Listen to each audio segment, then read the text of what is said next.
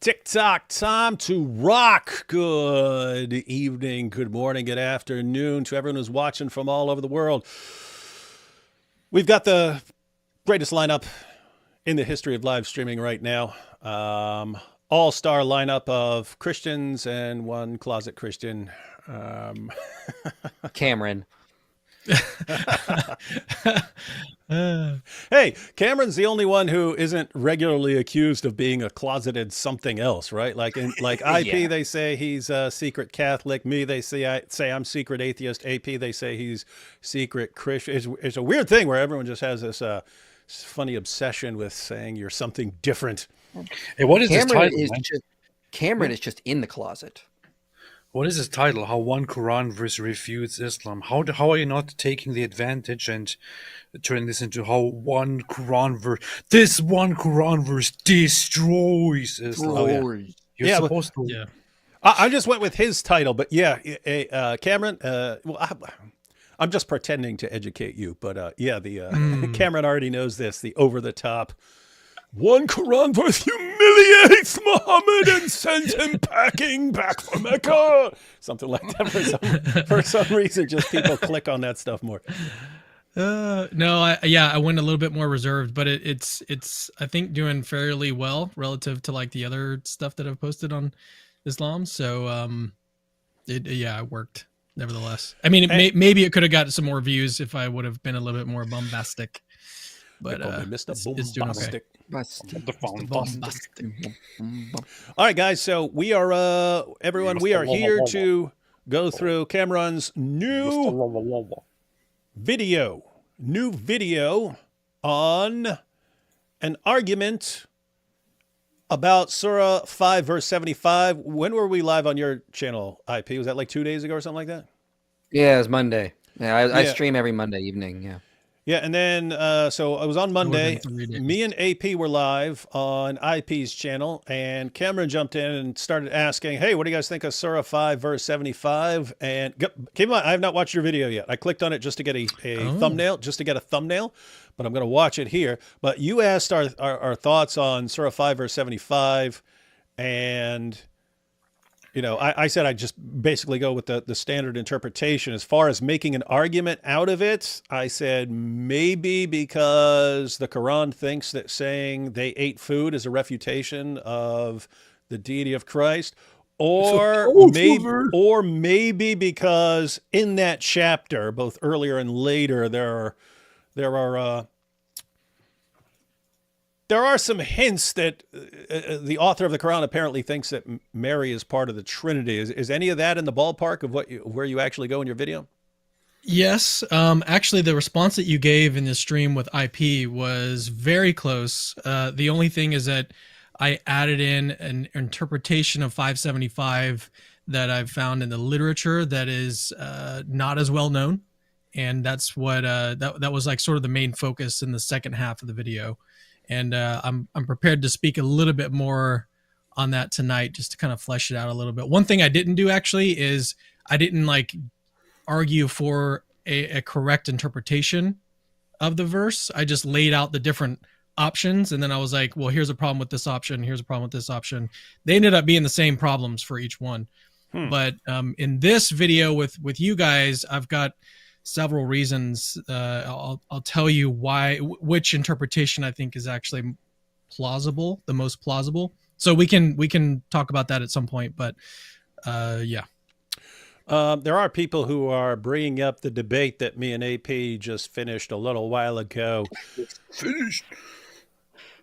So before we jump into, I do need to ask a question. What denomination do these guys represent in Islam? Ahmadis. They're like the Mormons of Islam. Okay. Not that. No, keep it on. That's exactly the best analogy. That's exactly Actually how worse than Mormons. AP's to all the Ahmadis who are watching right now. AP's messing with everybody. Here's the basic idea. I'll give it to you, the simple form, Cameron, because it is important to know. But you have historically, you have Sunnis and a ton of different kinds of Sunnis. You have Shias and several kinds of Shias. In the 19th century, a guy named Mirza Ghulam Ahmed, Joseph Smith, he claimed to be the Messiah. He's the second coming of Jesus. Now, according to Orthodox Islam, Jesus was taken up to heaven alive, and Jesus is the Messiah, according to the Quran. Therefore, there's already a Messiah. So he needed Jesus to be dead so that he could claim to be the fully up-to-date Messiah and so on. So they believe Jesus died, but they believe he died in India, right? So they believe in what you might call theistic swoon theory. So there's swoon theory, apparent death theory, which is that Jesus didn't die on the cross. It just looked like he died. So they're different from most Muslims. Most Muslims think that Jesus was not crucified. Ahmadis believe that Jesus was crucified, but that he survived. He survived crucifixion. So again, it's all part of God's plan. So I would call it like theistic swoon theory or theistic apparent death theory, as opposed to just naturalistic version of it. But so Jesus survived. Then he appeared to his disciples and so on. They believe that there's zero evidence of this, but they believe that Jesus actually informed his followers that he survived, and they were aware of this, but the Apostle Paul came in and corrupted it later and so on. No evidence that Christians have ever not believed that he died by crucifixion. But then after that, he packed his bags, moved to India, started preaching in India. And this actually came up in the debate. They argue that there's a Hindu source from the 1st century on Jesus moving there. That did not last long, and fortunately he backed off that silly claim pretty darn quickly. But I found that very ridiculous because they brought this up. They did indeed, to give them credit.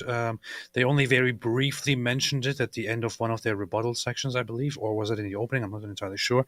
And when I asked about it, because it's something that you raise as evidence, obviously people are going to question the credibility of this piece of evidence. When I asked about it, they then dismissed it as, oh, it's just minor evidence on the side and all that. In Ahmadiyya, it's actually quite a big thing. It is Mirza Ghulam Ahmed, very big. Yeah, if he's wrong about that, yeah, making that claim that Jesus survived and went to India, and that there is a Hindu source indicating that, and so on. Yeah, it's pretty silly. And I was surprised at how, like, one of the guys you guys debated is a guy I debated back in February on this very topic. And they're using a lot of the same arguments I debunked. Like this whole blood and water coming out of the side. Like I cited medical doctors saying that happens with dead bodies, especially dead bodies that have suffered shock or have been severely beaten. And it doesn't say blood and water was gushing out of him or pouring out of him. It just says that blood and water came out of him. It doesn't say this was like gushing. So, like, they used a lot of really bad arguments that I had debunked, like this whole lost 10 tribes of Israel nonsense, which is a medieval myth. The Bible doesn't talk about missing tribes, let alone went to India, but they're still pushing that, despite that being been basically nonsense that's been debunked by scholars. Yeah, hats off to AP. AP actually jumped in there. He says it doesn't say lost tribes; it says lost sheep. Which and also Jesus would have viewed everyone like all kinds of people there as lost sheep, right? Sheep without a shepherd. And he even, matter of fact, he even said that when he's talking. He looked upon them; they were like sheep without a shepherd. So, well, it's a distinction between Israelites and non-Israelites. And the funny thing is, I also brought up that Jesus says there, "I only came for the lost sheep of Israel." If this is supposed to be about the lost tribes, then this means that Jesus had no business with the local Jews. He just came for those lost tribes. If we are going to take, that's a good point. If he says only for the lost sheep, and you interpret that as lost tribes, why is he talking to those people? Yeah, why did he spend his whole time in Judea? Good point. Good point. Even if you read the opening letter, the opening lines of the letters. The letter of James, it says, to the tribes of Israel. They assumed all the tribes were still there, like either in the diaspora or in Judea. They didn't think there were missing 10 tribes. They just basically assumed they all assimilated into the Jews after the northern kingdom was destroyed, and then after the Babylonian exile ended, all of Israel returned home and became the Jews. So they assumed that all of the tribes were still there.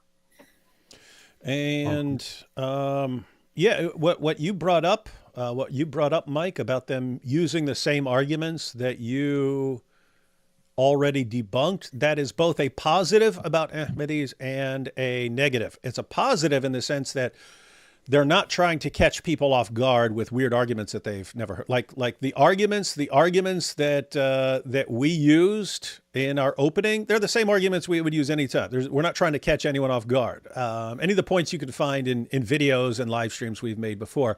But notice with the Ahmadis, they use the same arguments.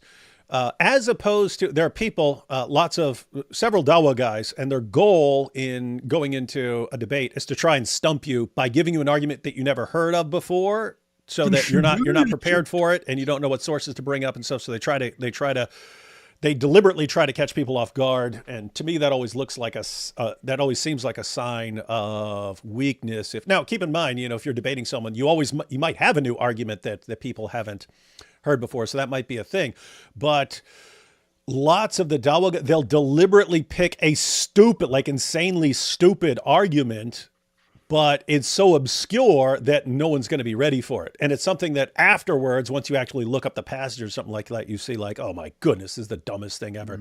But anyway, fortunately for Ahmadis, because they are glued to the teachings of Mirza Ghulam Ahmed, they tend to stick with his points and the Ahmadi view. So guess what? He's the one who said that the spices that Jesus was wrapped in were healing spices, that Nicodemus is a doctor, that Jesus went to India to preach to the lost tribes and so on.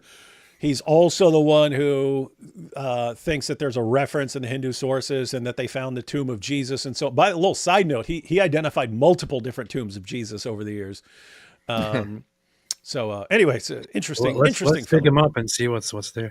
Am I the only person who finds it a little bit ridiculous that you have a man brutally tortured, crucified, flesh, skin ripped out, and so on, and then he's just treated for 3 days with some herbs, and then he's like totally fine and walking away? It's silly. It's the cure for crucifixion, man. Spices, aloes. Well, they stuck a massive spike into his feet. You couldn't walk for like weeks after something like that would happen. Like if that happened to any of us. Hey, and then he had to walk to India. Yeah. Oh, that's so easy. Out of these spikes in his feet, and he just walk around. Hey guys, I survived. It's ridiculous. Like even if it's through the meat of the foot, like it's still gonna hurt really badly. But if it was like through the bone, like we have Yohanan, that we have archaeological evidence of a crucifixion victim with a nail like still stuck in his heel bone. Like, how do you get that out in the first place? And that would have been standard because of the purpose, being able to push up on it and stuff like that. Yeah. So very, very weird. I said at the very end of the debate, Cameron, I mentioned that I kind of have a soft spot for Ahmadi because that's what Nabil was. So that's what Nabil was. And people said, he's not a real Muslim. And I was like, what? The dude just spent the last 4 years trying to convince me that Muhammad's a prophet, that the Quran is the word of God. So that's kind of how I feel about Khalil Andani. Like when people say that he's not a Muslim, like he defends, and that's actually kind of some of the backstory of this. Don't you have a debate here tomorrow?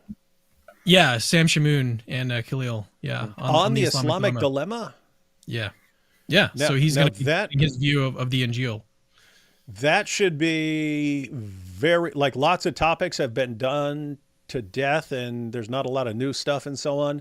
That should be interesting. Sam is probably the best on the planet at defending the Islamic dilemma, but Khalil, I don't know exactly what his view is, and I don't remember exactly where I got it, but he has a different view of even the Quran. He has a different view of what the Quran is and what Quranic revelation is. So, and he's extremely intelligent. So I'm guessing this is going to be pretty interesting, and I don't know. If I can give a prediction, I think Khalil is going to have a leg up in the philosophy side of things, and then Sam is going to have a leg up in the theology side of things. So I think that's where they might start to talk past each other, because Khalil is going to be, coming at this philosophically. Sam is going to be coming at it theologically, just looking at the different verses and be like, no, your interpretation conflicts with this.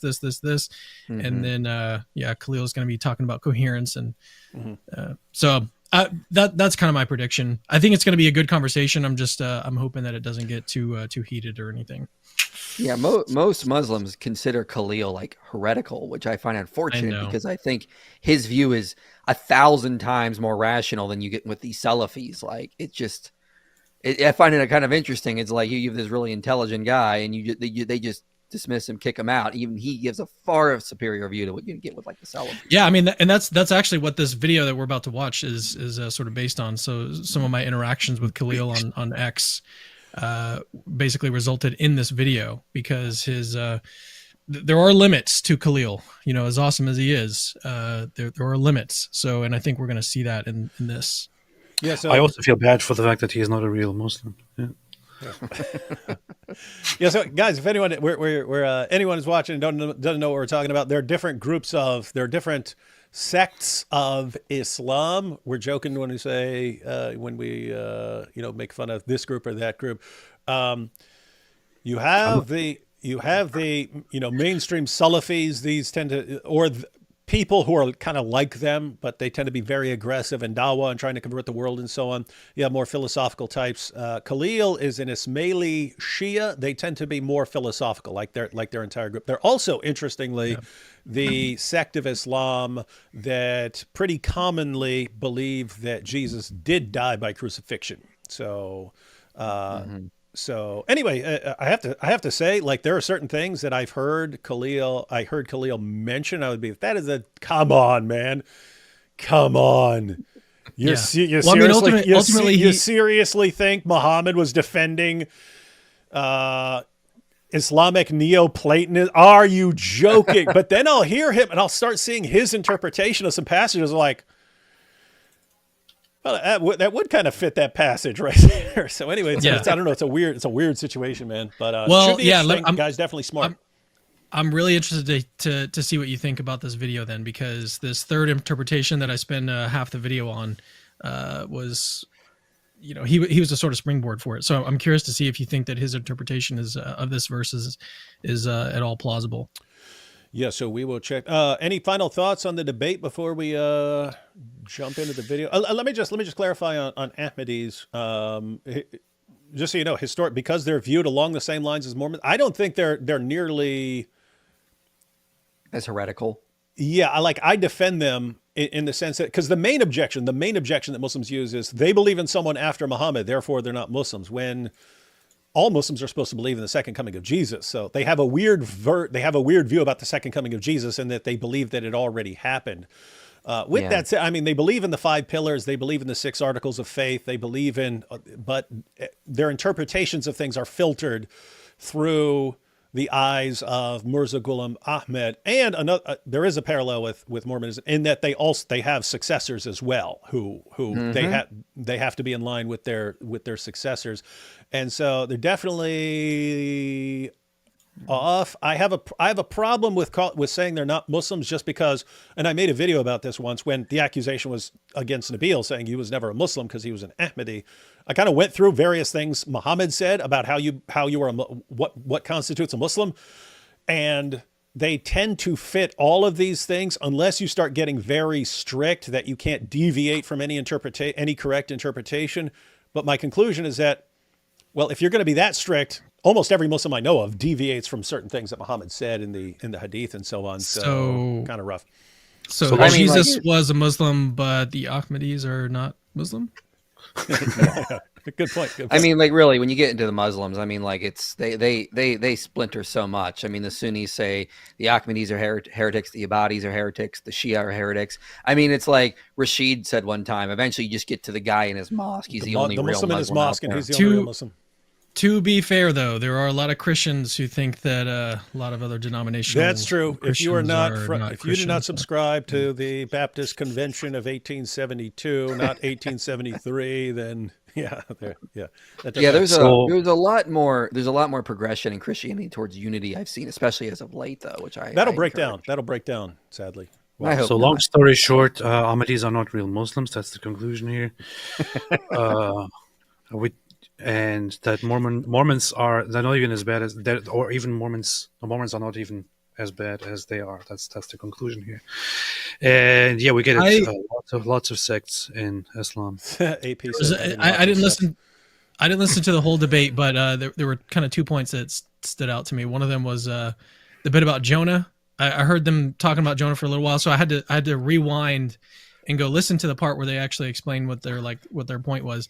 It sounded like they were making a point about typology, how Jesus is the new Jonah, and then they were like, "Well, Jonah was alive in the fish for 3 days, and so that's why he had to have been alive." Like, and so that seemed problematic. And then the other thing was the frequency at which people survive crucifixion. And then you brought up Josephus, and they're like, see, 33%, there's a 33% chance that he's going to survive. Yeah. It's like, okay. Yeah. So, on the issue of Jonah, that's another thing where they're kind of glued to that because that is part of their sect of Islam. Interestingly, even mainstream Sunni Muslims adopted that over time. I don't know who copied it from who, but like Zakir Naik and Ahmed Deedat, they use the same, argument. And it's just really weird because, well, you were like, just keep reading. Like, and that's like a very common thing. Like, just keep reading the book that you're quoting from, and then you'll see that the next chapter like deals with it. Or very frequently the exact same chapter. And that's my real problem. That's why we talked about cherry picking. It's like if you read a verse and you say, here is the and that verse is open to multiple interpretations. And in the exact same chapter, if you just keep reading, it specifically refutes your interpretation, or even more extreme right there, where in the same exact chapter, Jesus, that's where Peter says, this will never happen to you, Lord. And Jesus says, get behind me, Satan. When he specifically identifies the claim that you're saying is his claim, and he says it's satanic, like how is that not a really big tell? Well, wouldn't they just explain that away by being like, well, that's problematic, so it's not like the actual words that Jesus spoke? Like, it seemed like they would just say that's interpolated. They're just like, that part was interpolated because that's not what Muslim taught. Therefore, that had to be added in. It's circular reasoning. And they did nonsense with Acts 21. Like, I have never seen AP actually accused them of deception. AP actually said, now I think you're lying because there's no way you can take this seriously. I said in Acts 21. You are lying about this. AP, what's crazy is I was thinking the same thing. It was like, whoa, like I understand what the sign of Jonah. I think you guys really believe that. And I'm thinking when you was talking about Paul in Acts 21 and he confessed it and he publicly repented of the atonement and belief in. I was like, utter nonsense. Now that's so over the top, silly that it's almost like I don't know. Yeah, Acts 21 is just like, hey, some people are accusing you of saying Jews should abandon the law of Moses. So take this vow so you could show you're not. There's nothing about him repenting. There's nothing about Jews rejecting the atonement. They're making up so much nonsense. And as AP pointed out, what in the name of common sense, any of that have to do with the death of Jesus? Yeah. His point is that he tries to assert.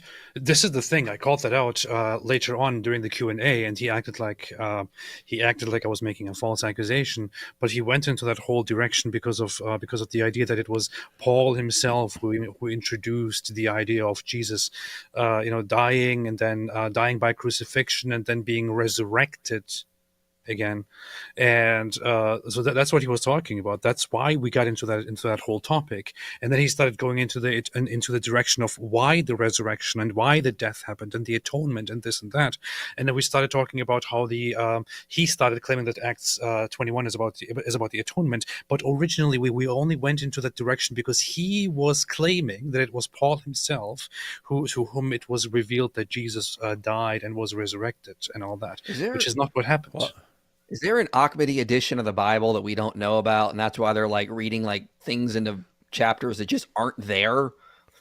I'm guessing someone who's important in his sect has used that argument about X. Lots of the other stuff I'm familiar with. In fact, lots of stuff that I heard from Nabil when I was having conversations with Nabil. I just thought it was Nabil, right? I just thought it was Nabil. Later on, I found out, oh no, this is standard Ahmadi stuff. But yeah, I mean, most of I never heard Nabil use that point from Acts 21, but most of their other arguments, exactly what Nabil said to me back in the day with the spices and Nicodemus and sign of Jonah and all that stuff. So I found the thing funny that when I repeatedly asked him about Matthew 28, Oh, yeah. and they wouldn't answer, and eventually Tahir answered it by saying it's just an idiomatic expression when it says that Jesus Oh, yeah. has risen. But he has risen specifically from the said dead. it's true. He said, no, it's true. It's completely true. So, Cameron, I don't know if you saw that part, but IP asked him about the angel saying, he's not here. He has risen, just as he said. And it said he rose from the dead. And like, that's exactly correct. It's exactly correct. But it's an idiom. And they started talking about a near-death experience and stuff like that. Anyway, it's just... If Jesus repeatedly says he was going up to die, he means something else. If an angel says he rose from the dead, means something else. If all his apostles talk about him dying and rising from the dead, that the apostle Paul somehow corrupted the message and so on and so. It's a real lesson. It's a real lesson. Very definition of ad hoc. Yeah, it's a perfect example of, if you really want to believe something, you can twist everything you can somehow twist everything, especially if you're going to, oh, nope, everything I disagree with isn't, again, using that method, I could go to the Quran and I could prove that Cameron is a prophet of God, using that method if I wanted to. Let's do it. Let's do it. Got time. Do it. All right, we'll take these first couple of super chats real quick, and then we'll jump. What about that one thing though? What about the? It was totally not meant to be a major part of the debate, but when I brought up the idea that Jesus is the only human who is born with a mother and no father. Oh yeah, and he said no. Adam was too. Wait, what? That was ridiculous. That was weird. I started losing it there. By the way, maybe that's some foreshadowing with the video that we're gonna watch today. That was actually a weird issue, because I'm like, did he just misspeak? Like he was just thinking, did he misspeak? Like he wasn't really thinking through it? Because that's common to say, oh, you say Jesus didn't have a father, but Adam didn't have a father. Did he just like misspeak and didn't think through it? Or is there some Ahmadi position that I didn't know about where Adam actually had a mom, and I don't know. Seems to me like he made a mistake. That's what I would guess, but it did make me wonder. D with an AP, excellent debate earlier. Thank you. Why can't I ever get it to $10 or an even number? God bless you both, IP and C2. Hey, your initial is C. That's your new nickname on here. No, CC. Nice. Capturing Christianity. CC, yeah. Cameron. Welcome to CC. AP, are you aware that your theme music is being used in a Muslim youth network recruiting video? Tusi's TV vid, Islamists take control of Amsterdam, starting from 5 minutes and 43 seconds. That would be actually, you need to check that out, because that would be funny if they used your awesome theme music. I know you stole it, but you changed it. No, someone named Jasoon Productions like blended it with like music I was already using to make like a remix. Yeah. No, I mean, AP originally got it from somewhere and then remixed it himself or something like that, right? Like a remix of a remix. That's what I thought. Now. What I actually did was I took an Islamic humming song, Nasheed, and remixed it and added my own beat to it. That's what I did. If you have seen it on a different video by Muslims without the beat, it's probably the original version being used. I am the one who took it and remixed it. I'm going to go check that out, though, because that'd be awesome. Jose says, listen to every Mike Winger song, pretty please. There is no scenario where I would ever listen to a Mike Winger song. He's songs and the worst person in the world. How is the debate? Was he like a worship leader or something at some point? That would not surprise me. Yeah. Oh, yeah. He's got his guitar in the background. Imagine someone being so nerdy that he has a guitar in his background. Oh no. How was the debate? I thought it was pretty good. Yeah, it went well. You guys clobbered them, and again, they just use the same debunked arguments over and over again. It's just okay. Not the worst debate I've seen. Pretty good stuff. And objection to Surah 4:157 is, it appeared so. No mention of Allah altering anyone to look like Jesus, and therefore isn't tricking anyone. Thoughts? You're correct as far as 4:157 does not explain that. That comes in commentaries and so on. But yeah, 4:157 is like very, very ambiguous, especially when you read it in context. If you just read that by itself, they killed him not nor crucified him. It really, really, really, really, really sounds like 99% sure this is talking about Jesus not dying and not being crucified. When you kind of read it in context and combine it with certain other ideas, there are ways around this. But you are correct in that 4:157 doesn't talk about disguise. It says it was made to appear to them. but Muslims aren't clear on what was made to appear to them. So, and this came up when I was having a discussion with Khalil. We know what the dominant interpretation became eventually. It's just, if you believe that was the original meaning, then it's clear that Muhammad was getting this from like the Gnostics and Docetists and so on.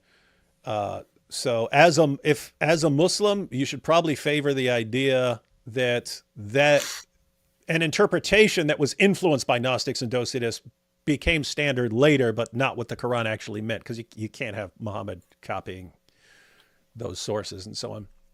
Anyone else have any thought on that, or is that good? No. All right. Apostate of Allah. When is AP going to debate a Muslim on the resurrection of Christ?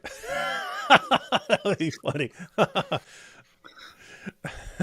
AP humiliates Muslim on the resurrection of Christ. That would be He'd awesome. probably do a good job. He would. He'd probably do a bang up job.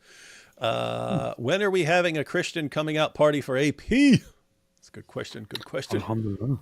It'd be funny if AP like does more and more debates defending Christian view. AP preaching. Look at this. It's funny. AP preaching the gospel today. Great message, sir. Yeah, AP's like, you don't understand the hypostatic union. Let me humiliate you. That was hilarious. I love that. Caleb says, I see that Cam often goes contemporary, modern, scholarly views. Keep in mind they will only accept classical ulama like Tafsir, Ibn Kathir, Qurtubi, Tabari, and so on. How do you respond to that? I don't really know how to respond to that. I know that there's different things that Muslims are going to find convincing, and so you've got to like. One person was pointing out in my comments that Muhammad Hijab was pointing out how I think he did like a poll on his X, and the poll was like, what causes you the most trouble, and I think it was objections to like Muhammad's character, right? Yeah, and so like that if we're was really number one. Yeah, so if we're like really concerned about like what's going to be most convincing, like we shouldn't even be making these videos in the first place. We should just be focused on, character, Child marriage, objections, questions. Yeah. Yeah. Whereas, my view is, and I'm guessing this is yours, Cameron. There are lots of different kinds of Muslims in the world, and it's good to have a variety of approaches because there are a variety of different kinds of Muslims who are going to be impacted by those approaches. Same thing I had to deal with a long time ago when people thought my approach was too mean and aggressive. And there were people who say, I just preach the gospel. And it's like, I've never criticized you if you say you just want to preach the gospel. And I've never said that. Why? Because there are Muslims who just need to hear the gospel. Right? Yeah, no, that's a good point. I was thinking when I was making this video, like it's going to appeal to a certain group of Muslims, and it might just be a minority of Muslims that are going to like really take to heart what I'm about to say here. But for the people that actually will listen and take it to heart, I think that it's going to be really impactful for them. Hopefully, that's obviously the goal with a video like this. But we'll see how it plays out. Because I mean, like I said, I did draw on the views of Khalil Andani, and he's a PhD from Harvard and everything. So like the guy is fairly respectable in the scholarly community. And so if he's wrong about this, it's a big deal. And you can't ignore the fact that he went against the guy Muslims would view as, it's hard because he's kind of new and I'm not impressed by Jake, but there are lots of Muslims who go to him on issues of theology and stuff like that. So they respect it. They respect him. And I thought Khalil just massacred him. So Muslims should be watching that. Wait a minute. Why did this? Well, yeah, Khalil, I mean, he pointed out some really interesting things to me in personal correspondence. I hope he's okay with me saying this, but he was like, Jake, he converts, he was a Christian, right? At least is my understanding about his story. He was a Christian, then he became Muslim. And he was like, he went to like the most ridiculous denomination within Islam instead of he said that because he says that he's like this philosophical minded person, and then he went for like the least plausible like the least philosophical. Khalil said that in his debate with Jake. Like he brought that up as an actual issue, but so don't worry. But back to the character of Muhammad. I mean, Cameron, if you can find me a big Muslim channel to debate which is better for humanity, Christianity or Islam, I am down. because I have so much data I want to use. Well, look, to we're show trying to this get problem. we're trying to get Hijab back on. Yeah. He said reach back out at the beginning of the year. I guarantee you ahead of time he would never defend Muhammad in a debate like that. Yeah, he's been pretty cordial with me. I don't know if he that may be true, but at the end of the day, the direction that the Dawa guys want to go in, almost all of them just want to attack the Trinity all day. So matter of fact, that's the only reason he agreed to do that on his channel was he got to blast the Trinity. Defending Muhammad, they don't want to. Which isn't that weird, by the way? Like, guys, if you can defend Muhammad and show that he's a prophet, you win. You win. Yeah. It's done. Yeah. It's done. Yeah. And they won't touch it because it's almost like they don't think they can actually defend Muhammad. Isn't that weird? I think rhetorically they understand that rhetorically it's like a lose situation for them. Like they're not. It's so easy to just get a leg up on the rhetorical side of things there, like you did. I mean, IP in your debate with Daniel Hikikachu, man, I was there for that, and I remember just like cringing in the back. I was like, oh my God, this is horrible. And I feel like they realize that that's probably going to happen more often if they start to do that. Yeah, it's a rough situation in that you had the older generation of Muslim debaters, and they understood, hey, as long as we never debate Muhammad, then people in the audience won't hear about all these problems. And then eventually got to where people were hearing about it online. So you had some young Muslims who think, oh, we can defend this stuff. We can defend child marriage and so on. Then all the audience are going, whoa, they actually do teach that stuff. And then so these guys get the backlash. What are you doing? You're helping them. And then so they dial it back and they don't want to defend it, but there's kind of nothing you can do about it. Now all this stuff is coming out.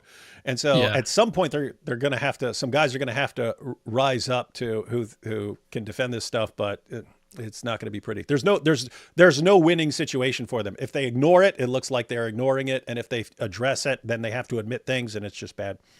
Question for AP. Does Christianity sound insane to someone who doesn't believe in God? Why or why not? Asking as a Christian who finally made it to alive. AP, you've been asked, does Christianity sound insane? No. Your face? Well, there is the official answer, which I can give here, and then there is also the other answer, which I can give you if you contact me privately, of course. I'm a secret Christian. No, it doesn't. It doesn't. I mean, it's all about believing in the supernatural, believing in God, believing in something more, in something further. Can I ask a question, AP? I don't think that there is anything insane about it. It is simply a normal religious a set of religious beliefs, and there you can have a discussion on the different claims within it and so on, and how it is internally consistent and all that. But I don't think there is anything that makes it insane. Can I ask a question? So you say you're agnostic, right? Is that I guess two questions. First question is that with respect to the existence of God? Or is that with respect to like a particular religion? It's with respect to whether I believe or not. In and God. With respect to whether I want to say publicly that I'm actually a Christian or not. No, it's it's about cut that. No, it's about I would say it's pretty much about the existence of God, but but while it is essentially about that, it is also about whether there is anything else and whether there is a greater meaning or not, and so on. But yeah, it's pretty much about theism. Okay, so then the other question would be, when it comes to agnosticism, are you kind of like, well, there's no evidence either way, so I'm just in the middle, or are you more like there's evidence on both sides and I'm choosing the middle, and it sort of balances out, and that's why I'm in the middle? At this point, right now, I feel like honestly, I want to believe, and I wish I did believe, and I leave everything open because I spent many years listening and also reinforcing and thinking and believing the idea that there is absolutely no God, and it's totally disproven, and it's not provable, therefore it's false, and so on. I have kind of abandoned that path and come to a spot where I now think the whole question is very difficult for me to answer, and I can no longer hold on to this idea that it's absolutely wrong and of course ridiculous and all that. That would be an arrogant position to hold for me. And at this point, I simply do not know whether the answer is yes or no. Okay. Man, I want to probe that further, but let's move on. Hey, you guys should do a show. Hey, there should be a series. That would be of shows. fun. There should be a series of shows like one after the other on different channels of trying to convince AP, and it's like he goes on your channel and you give him your best case, and then he. I feel like I could convert him in an episode. I think I could. You heard it. That would be a good show. People would watch. Just to the existence of God, not necessarily to. I have to say one thing about me that I don't really like, and that I actually came to a little bit dislike and hate and kind of about consider yourself. Nuisance about myself is that I happen to be an extremely, I don't want to use the word cynical, but indecisive. happen to be very cynical, fickle, and incredibly skeptical about things. And like, for example, at certain points I really want to think, I don't really care if it's true or not, I just want to act as if and live accordingly, but my mind is constantly, but this, but that, and so on. That's interesting because AP, you're kind of, hey, check this out, capturing AP. You could call it capturing AP. That's a good one. AP. So you're like that on all the big topics. I've like decided on the big topics, but I'm similar on all the like. You've seen it come up a million times. Like, David, what side are you on this issue or that issue? I'm like, I don't know. There are like 4 main interpretations there, and I kind of think this one's a little more probable than that one. But I normally don't feel like I need to pick a side on lots of issues. But it's similar in the sense that I'm thinking like there's all this stuff that can be known, and I know like one tiny little bit of it, and I don't think I can make a decision on that issue without really studying it, at least reading the major books on it, and therefore, And I'm dealing with other stuff, so I don't even have time to read those books. So I'm always just like, on most issues, I'm like, I don't know, you guys, the rest of you guys figure it out.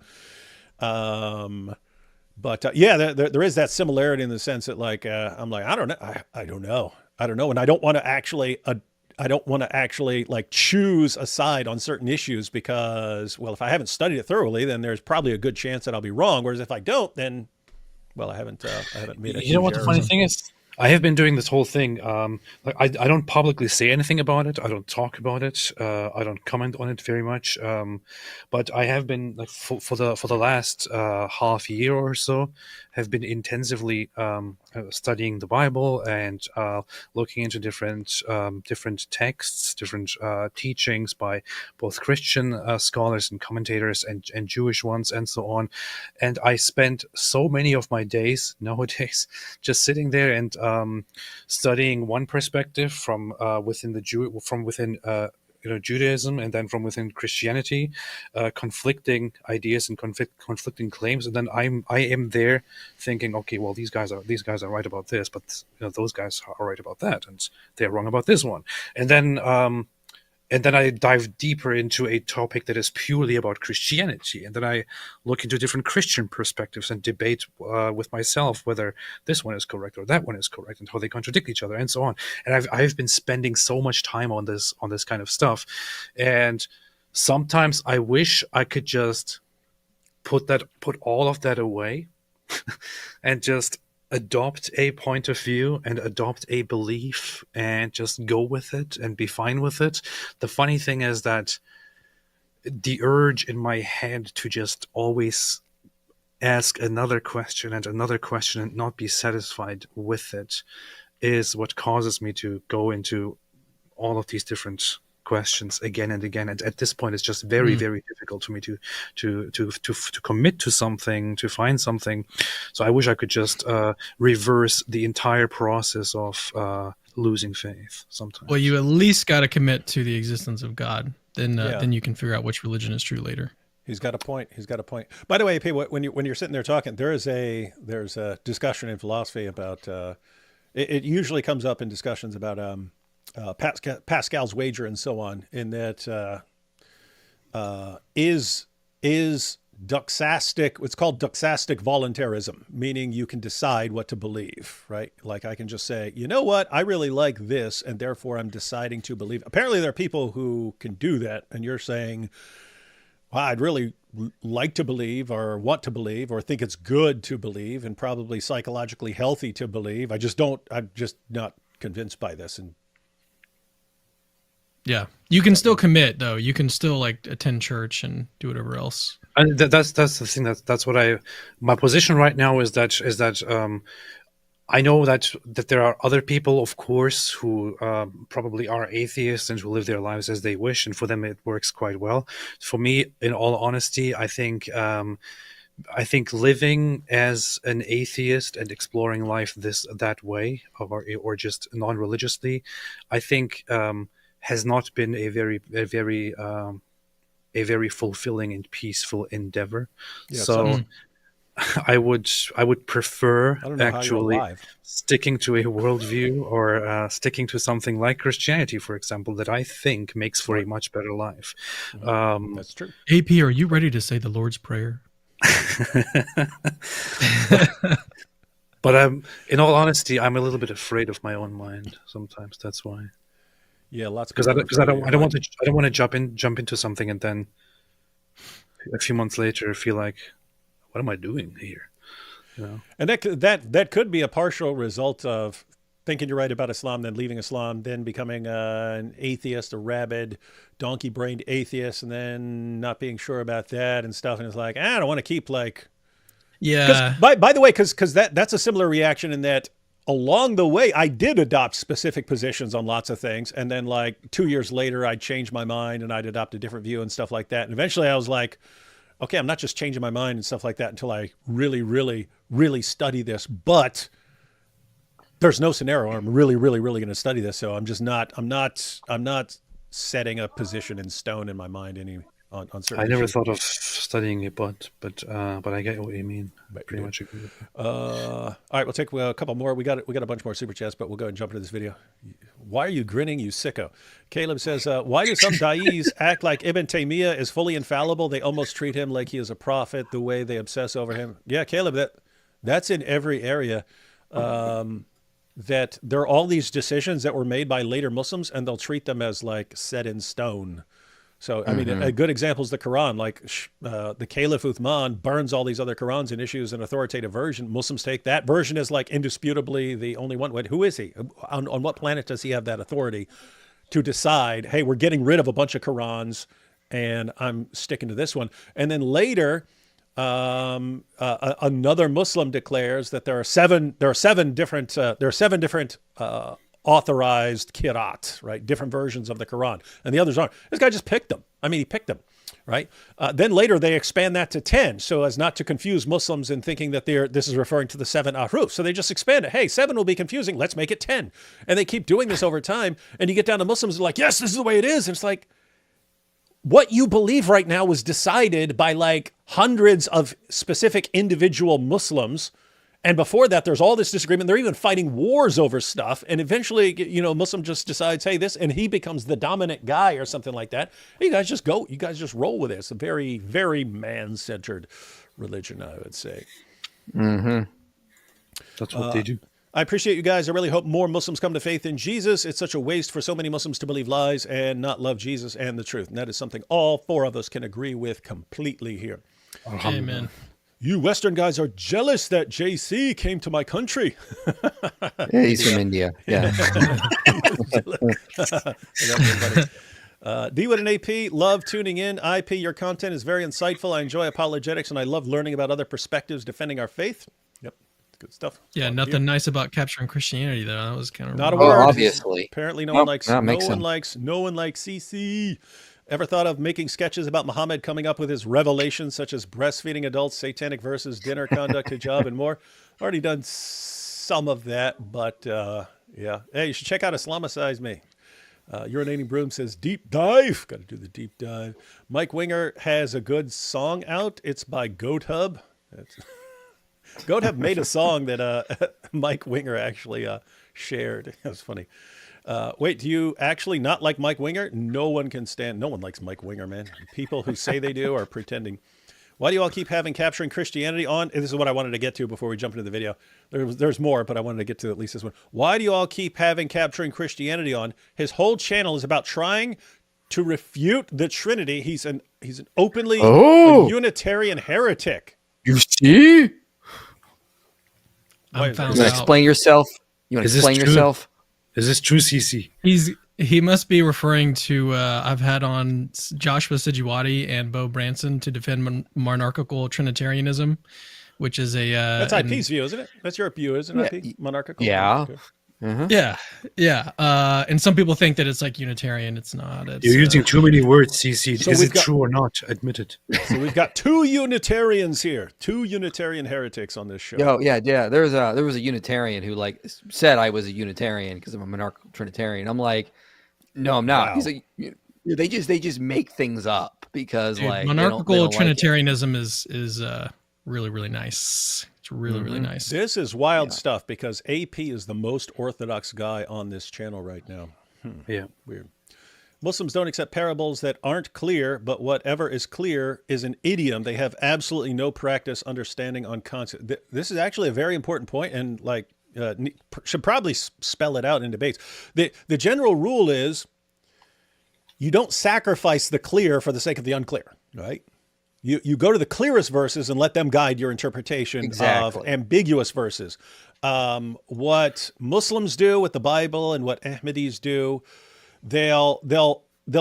you can lay out all the clear verses. Jesus repeatedly saying he's going up to Jerusalem to die. The angel saying that he rose from the dead. All these passages, these are all very clear. So where do they go? Sign of Jonah. Which by itself, if you just ignore everything else, you could interpret that in multiple ways. You could interpret it as Jesus surviving and so on. What's the problem? Everything else in the entire book. And Jesus specifically calling the Islamic interpretation satanic, right? So notice that they'll ignore all the clearest passages and they'll go to ambiguous passages, put their own spin on the ambiguous passages, and then use those ambiguous passages and the interpretation they give them to ignore the clear passages. And that is bad exegesis. Bad exegesis.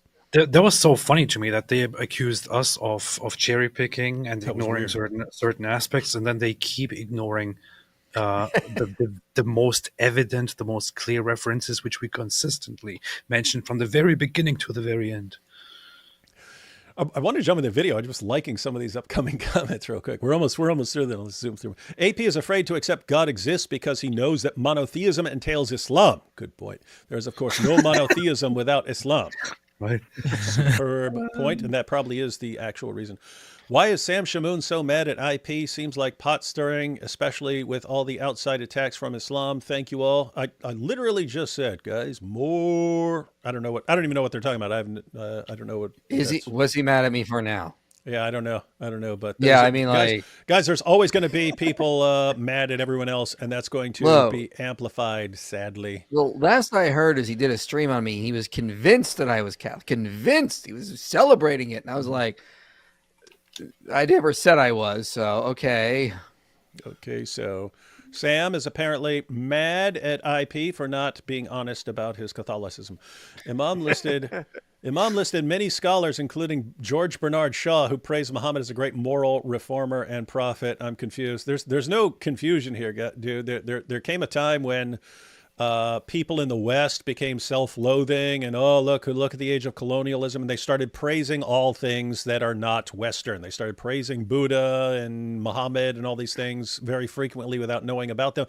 But yes, you can find tons of this, people praising all things Eastern. The only difference is Muslims are the ones who will spend all their time finding these quotes and say, you see, everyone acknowledges that Muhammad was great. And okay, let's actually look at what your sources say and defend him. Mm-hmm. Drake says, after months of watching your videos, I'm glad to see David without a buzz cut. Well, without the buzz cut, there would have been no awesome video where I cut my hair and exposed Muhammad. My first apologetics roadshow foursome. Yeah, I'm not used to this either. I didn't even know what was going to happen with the video with 4 of us on there. AP, have you heard about string theory or quantum fluctuations theory? Why are you going to ask him that there? We're trying to check out a video here. Yes, yeah, I will answer for him. He's heard of string theory. Yes. Yes. Thank you. Join the tribe, AP. You get space laser privileges. It's pretty cool. One of us. One of us. Oh, that might be the. I think that's an invitation to become a Jew. Jewish. Yeah. Because they're the ones with the space lasers. Yes. I have been. This is one of those things. Is also that there is one thing tempting about the whole Jewish aspect, which is the whole privilege of becoming part of a group that runs the world and also can control the weather and all of that. That is also one of those reasons why I'm still undecided. Yeah. Interesting. Did Bart Ehrman change his view on Christology in the Synoptic Gospels? I keep hearing it online, but haven't heard anything from Ehrman. IP or CC? What? Yeah, he. I mean, I know he's changed over time, and that he eventually did say Jesus is presented as divine in a sense in all the Gospels. But yeah, he does accept that John says Jesus is God. I think he still is not convinced the Synoptics say Jesus is God. Maybe, you see, I'm not sure because I hear different clips, and I think in one, I think I saw him say that maybe the Synoptics do present him as divine in some sense, but maybe not the God, whereas John puts him up on that pedestal. So that might be where he is, but then again, I'm not entirely sure, so don't quote me on that. Indeed. Quote him on this. But yeah, if someone who's more familiar with the latest from Bart Ehrman can let us know. But yeah, his views have changed over time. I think at first he only thought Jesus is divine and presented as divine in John, but then, if I recall correctly, he said he changed his view and that Jesus is presented as divine in a sense in the Synoptics, but not, like what IP just said. How can you trust somebody who changes his mind? Matthew 11:28-30. AP fights against the enemy of the Lord without the full armor of God, like Batman for Jesus, with no super Holy Spirit. Get baptized by the Holy Spirit and relax. It's a good passage, AP. That's a famous passage. That's come to me, all you who are weary and heavy laden, I will give you rest. That's pretty good, but don't exaggerate. You should read that every single day. I will. We're almost through. AP is like Batman. I mean, I think it's cool. Someone said I was like Batman. Imagine if Muhammad was actually a stand-up comedian of old, and the Quran and Hadith were part of his failed comedy routines. The Quran could be a pilot for a religion about nothing. That's a Seinfeld reference. It was supposedly a show about nothing. That's fun. Okay, I have a privilege of preaching to 20 to 30 Muslim young men at our church. I need wisdom. Would love to have a conversation with D. Wood and AP. Shane, send us a message. I don't know if you're on Twitter or whatever, but yeah, we'd be happy to share some thoughts with you. Sam Shimon just like stirring up. Why you're here stirring up drama, trying to get us to just complain about Sam this entire show. AP, if one day you decide to become a Christian, do you have a specific denomination or church you lean towards? I don't want to say anything about this. I do, but I don't want to say anything about it. I already know. Orthodox. Duh. Duh. Am I right? I have actually my whole life sympathized more with Catholicism than with any other aspect Look of at Christianity. Cameron. And See? still kind of Now feel I that really way, got to get you on my show. but I don't know. But there is more nuance to this, but I just don't want to say anything about this. Give him his privacy, people. Yeah, quit asking, quit pestering him, people. Asking now because we have 4 Christians on stream. How does predestination in Christianity work, and what are its main differences versus that in Islam? That's a perfect example of what I was talking about with me. Just not choosing sides, but IP. What are your? Yeah, I just had a stream. I just did a stream today with Ryan Mullins, and we talked about that in his new book. So if you want to go to my channel, watch the stream from today. We talk about that. I take the view of Mullinism, so I mean, we talk about that there. You could get some ideas. Molinism. All right, guys, we got some more super chats, but let's go ahead and jump into this video before it gets too late. We will get to the rest of those here in a bit. And we have Cameron's. So anyone who tuned in late, Cameron came up with a new video. Very interesting watching Cameron start taking a bigger interest in making videos about Islam and Islamic topics, hosting debates, all that stuff. But we have his latest video. I have not seen this. Have you seen this, AP? No. I've seen it. Okay, so we are getting a new argument, which may be the worst argument we've ever seen in our entire lives. or maybe the best argument we've ever seen. Only one way to find out. Let's check it out. So I've been studying Islam for a few months now, and I came across a verse that... A few months? That's it? No joke, that's it. By itself refutes Islam. And before you click away from this video thinking that this is just going to be like another low-level polemical video against Islam, think again. What do you mean another? Like what? That's what the rest of us make and you're different? Hey, I was appealing to the Muslims that think that, because I've had comments, you know, from them claiming as much. So, hey, that would have been funny. Before you think this is another low-level video criticizing Islam, like something you might see on the Apostate Prophets channel, let me tell you, this is way better than that garbage. That would be funny. That's how you should do it. You should do that one day. That would have been good. You should do that one. You should do that one day. That'd be awesome. Again, this verse that we'll be looking at today has very serious issues at the scholarly level. That's the level that we'll be looking at today. So if you're ready for that, buckle up. And if you're a Muslim, I want you to watch this entire video. Before we get to the verse, let me back up a second and just tell you a little bit of the background. So I was originally looking for verses in the Quran that discuss the Trinity, just to like kind of see what it says. I'm a Trinitarian. Does it refute my beliefs? That's when I came across Surah 5. Why'd you just call yourself a Trinitarian? Yeah, aren't you a Unitarian heretic? We heard the super chat. True. Explain yourself. Explain yourself, liar. I am found see what it says. I'm a Trinitarian. Does it refute my beliefs? That's when I came across Surah 5. Surah 573 says, they disbelieve those who say God is the third of three, but there is no deity except the one God. If they do not refrain from what they say, a painful torment will befall those among them who disbelieve. Hey, little side note. How many Christians do you know who say God is the third of three? All of them. Every single one of them. I wake up and I go, God is the third of three. We all go to church and we all say, God is the third of three. God is the third of three. We sing songs, and God is the third of three. Oh yeah. I bet Mike has a song about that. Actually, I spent a week in Jerusalem, in Israel with David. Most of the time, it was like rooms next to each other. One day, I had to wake him up. I knocked on the door, and I walked in there eventually, and he was sitting there on his knees saying, "God is the third of three." God is the third of three. What's interesting here? What's interesting with this verse, and I don't think I talk about this in the video, is that there's, I think if you go to Quran.com, it translates it differently. It says God is one in a Trinity. And so I went to this translation that says, because this is more of a literal translation, God is the third of three. It doesn't even say that God is one of three. It says God is the third of three. And so that's one of the reasons why I focused on that. At least in this video. And I have to say, this isn't quite as severe as the massive blunder in Surah 9 verse 30, where it says that Jews say Ezra is the son of Allah. I talk about that later in the video. Oh, okay, yeah. So it's another one of those. It's another one of those things where, hey, why is Allah, who has all eternity to plan out exactly what he's going to say to refute all these positions, why does he say a thing where no one has any clue what he's talking about? And his apologists are forced to come in and say, well, maybe there was this tiny little sect that said that, and we have no record of them existing or something like that. It's like, well, why is he responding to them and not mainstream Christianity? Anyway, that's good.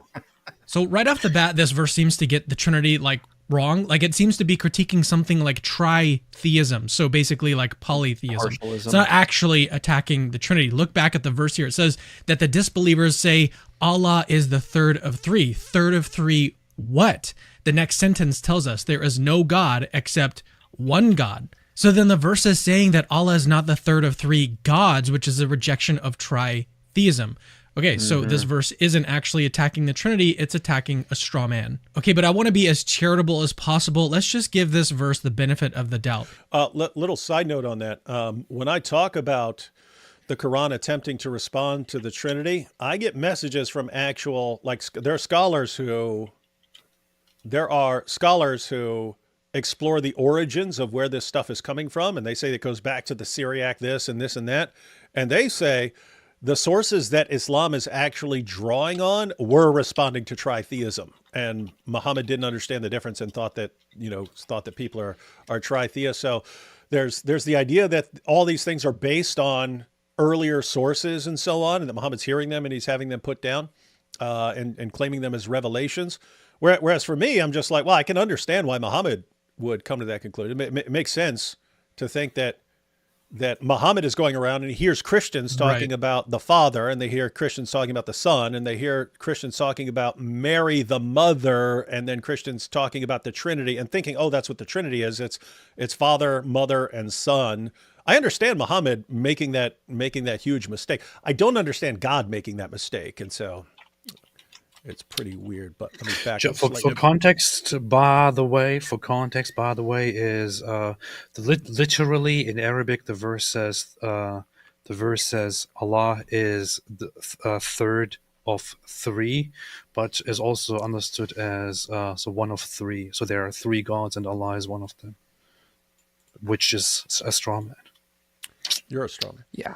Okay, so this verse isn't actually attacking the Trinity, it's attacking a straw man. Okay, but I want to be as charitable as possible. Let's just give this verse the benefit of the doubt. And also, some scholars argue that this verse isn't even attacking a specific model of the Trinity. It's just trying to like target the view generally. Now, personally, I find that view kind of implausible, but again, let's just give them the benefit of the doubt here that this verse isn't straw manning the Trinity.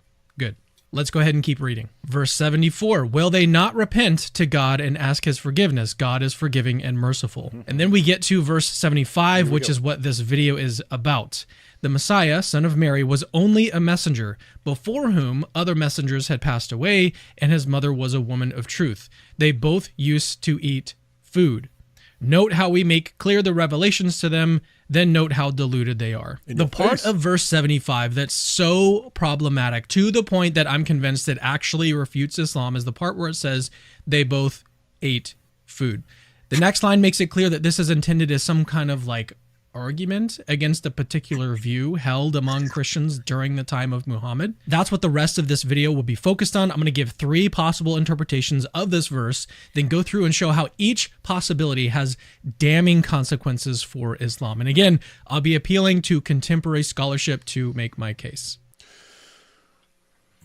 Okay, so if I understand you correctly, you're saying that there are 3 possible interpretations of what that means, and that of what it's responding to, what belief that Christians held that they both ate food is supposed to respond to, supposed to refute, supposed to demolish. And your claim was if none of that works, then calls into question the divine authority of the Quran. Well, you gotta have some sort of interpretation of what that's responding to.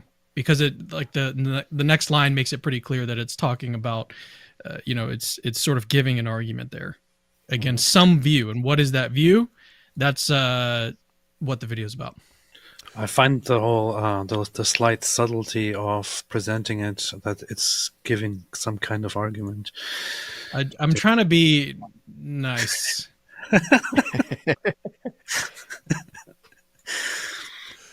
So as I say, the line, they both ate food, is supposed to refute something, right? The next line sort of triumphantly states that this makes something clear. But the question is, what? What is it refuting? What is so clear after we understand that Jesus and Mary ate food?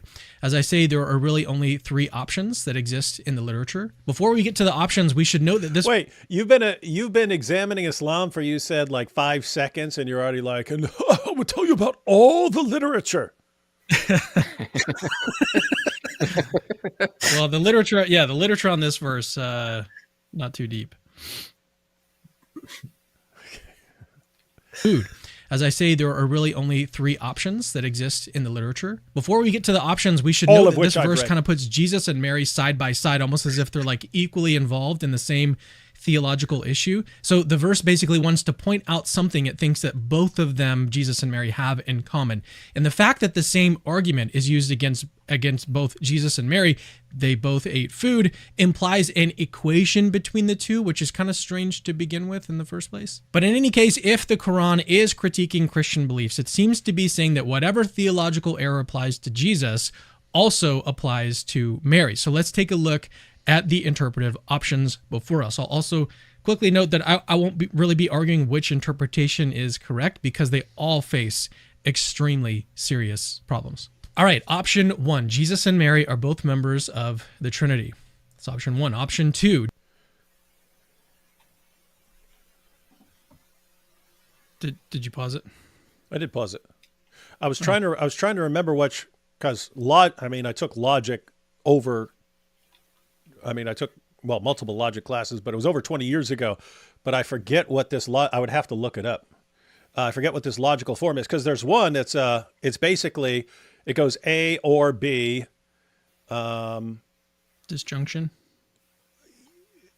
This is three. I'm trying to think as far as so it would be A or B or C. Basically, not A, not B, not C. Something along those lines, right? Hmm. You know what I mean? What I'm trying to think. I give a syllogism later on that makes it clear. So okay, I'm trying to figure out how it's that at the would very be end. with three. All right, let's go. Jesus and Mary are equally divine. Wait. Option 3: Jesus and Mary are both incorruptible. So, you're saying these are the possibilities as to what this verse is responding to. Yes, they both ate food. It's supposed to be refuting these views. Some position. Yes. So it could be, as most Muslims think, this is responding to at least the third of three part earlier, but that's the same context. Right. Jesus and Mary are both members of the Trinity, or Jesus and Mary are equally divine, or Jesus and Mary are both incorruptible. And so you're pointing out that third one, I spend most of the video talking about that one. That's the one that Khalil was the springboard for. Okay, so because I asked him on X, hey, how do you interpret this passage? And so he sent me down this rabbit hole of this third option, this third interpretation. Okay, so that's what I looked into. And you have not accepted his interpretation. Oh no. So okay, like I said in the video, I didn't really argue which interpretation is correct, but if you want to, I can give you my thoughts on that here with the four of us. But it's up to you guys if you want to do that or not. I've got 7 reasons why I think actually that option 1 is the correct interpretation. That seems to be the simplest. I mean, it fits with other stuff, and if you don't think that it's responding to the Trinity, then it's like nothing in the Quran is actually responding to the Trinity. It would all be, everything that Muslims typically interpret as responding to the Trinity would actually be responding to tritheism. But what I do want to point out though is that this third option it's not just Khalil. There was another scholar, I can't remember who I reached out to. So Khalil relied on a source that I mentioned a little bit later in the video, and that scholar obviously purports this offers this view as well. But there was another scholar that I messaged on X, and he referred me to Khalil's view. And so this seems to be a very popular view in the scholarly community, that Jesus and Mary are both incorruptible. That's the view that this is supposed to be targeting or refuting. And so that's why I spent time looking into this. I even emailed the scholar this book. So that's in this video as well. The thing is that I would say that on the surface, looking at it, considering the historical context of it, it seems that whoever came up with this idea, it might be Muhammad with his ignorant observations, was that now you're just getting polemical, AP. You can't do that. And frankly, racist. Thank you. So he saw that Christians are worship. Christians engage in worship, and they consider Jesus the Son of God, and they consider Jesus divine, and they believe in the Trinity. And it says, "Do not say three. Do not say three." So it's quite obvious. It's the Father, and then it is Jesus. Who is the other one? He doesn't understand it, and he sees them. The mother. He sees them. He is the Father, the Mother, and the Son. That's how it makes sense. He sees this great veneration for Mary. So what he thinks is, why are they worshiping a woman? It's a mother. So Father, Mother, and Son, and then the idea then would be a nice little Trinitarian family. This is the Trinity: the Father, the Son, and the Mother. Mm-hmm. Now, if you've never heard that term before, it just means immune to bodily decay. But I'll be breaking that down a little bit further as we get to that section in just a couple minutes, so stay tuned. So my contention is that all 3 options crash and burn under 2 major issues. A, there's simply no historical evidence that Christians actually held these beliefs. And then B, the statement they ate food does absolutely nothing to refute the view itself, even if some unknown heretical Christian group held it. All right, now let's look at each option more in depth. Let's start with option 1, the idea that Jesus and Mary are equally members of the Trinity. Remember the earlier verse, the one that rejects the idea that Allah is the third of three? Well, on this interpretation, Christians believed that the Trinity is the Father, the Mother, and the Son. Right from the outset, though, we get our first major issue. There is zero historical evidence that any Christians actually believed this. Not a single credible source, not one. Early church councils, writings of the church fathers, Christian creeds, all of them affirm the Trinity as the Father, the Son, and the Holy Spirit. Mary was revered, yes, obviously, but never as like a divine co-member of the Godhead. If Surah 575 is supposed to refute this idea, it's aiming at a belief that simply did not exist. The Quran here would basically be setting up a straw man, addressing a doctrine that was never part of Christian teaching, or maybe the author just didn't really intend to set up a straw man, but simply misunderstood the Christian belief in the Trinity. That's a possibility. Hey, yo, that might be a fun video. All the straw men in the Quran. Because there's a lot of them. There's a lot of, here's what you believe. And like, no one believes that, ever. No one has ever believed that. Are you saying that Jews don't believe that Ezra is the son of Allah? Allah is the king of all strong. I was actually builders. messaging a Jewish philosopher about that, and I told him he didn't even know that was in the Quran. He was like, Hey, AP. like, Hey, I'm AP. pretty sure no one's ever believed that. Hey, AP, when Allah wants to build another straw man, he just says be, and it is. That's We get to problem B. What's that? He builds the straw man with his two right arms, right? So he's got like an advantage to. He made this straw man That's with why his he- own that's why he's two good. hands. There is Right one hand. thing. There is one claim that some people make, which is that there was a sect called the Collyridians in Arabia that supposedly believed that Mary was divine, and they worshipped Mary and they gave sacrifices and offerings to Mary and all that. The bad thing is that there is only very little. I was trying to check if it's in here against heresies. I think it's not. It's in some other book. But Quit acting like you got books. I don't even see a shelf. Go ahead. I think that AP searching Google, pretending he's searching his mysterious unseen bookshelf. Okay. I think that while there are some early mentions about some such sect, most of what has been argued about those, such as that they may have believed that Mary is part of the Trinity, are based on the fact that the Quran makes this claim, so that researchers then say it could be referring to these Collyridians who may have had such beliefs, although we don't have any further evidence for that. So the only explanation that people have for some fringe sect somewhere also relies on the Quran here. There is simply no other possible evidence of any other group that worships Mary aside from the others. And it would be the same thing. It's the same thing with like Ezra. Like you could speculate and say there was some group and there was some mysterious group of Jews, or maybe it was just a Jew. Like I think it was Shabir Ali who said that. Like, well, it could have just been one. It's like, Yeah. okay, Allah had this from all eternity, right? He's seeing all eternity before him, and he decides what to respond to. Why does he respond to the stuff that no one's ever heard of, and we can't even verify that it existed? You know Why what's respond to that? interesting?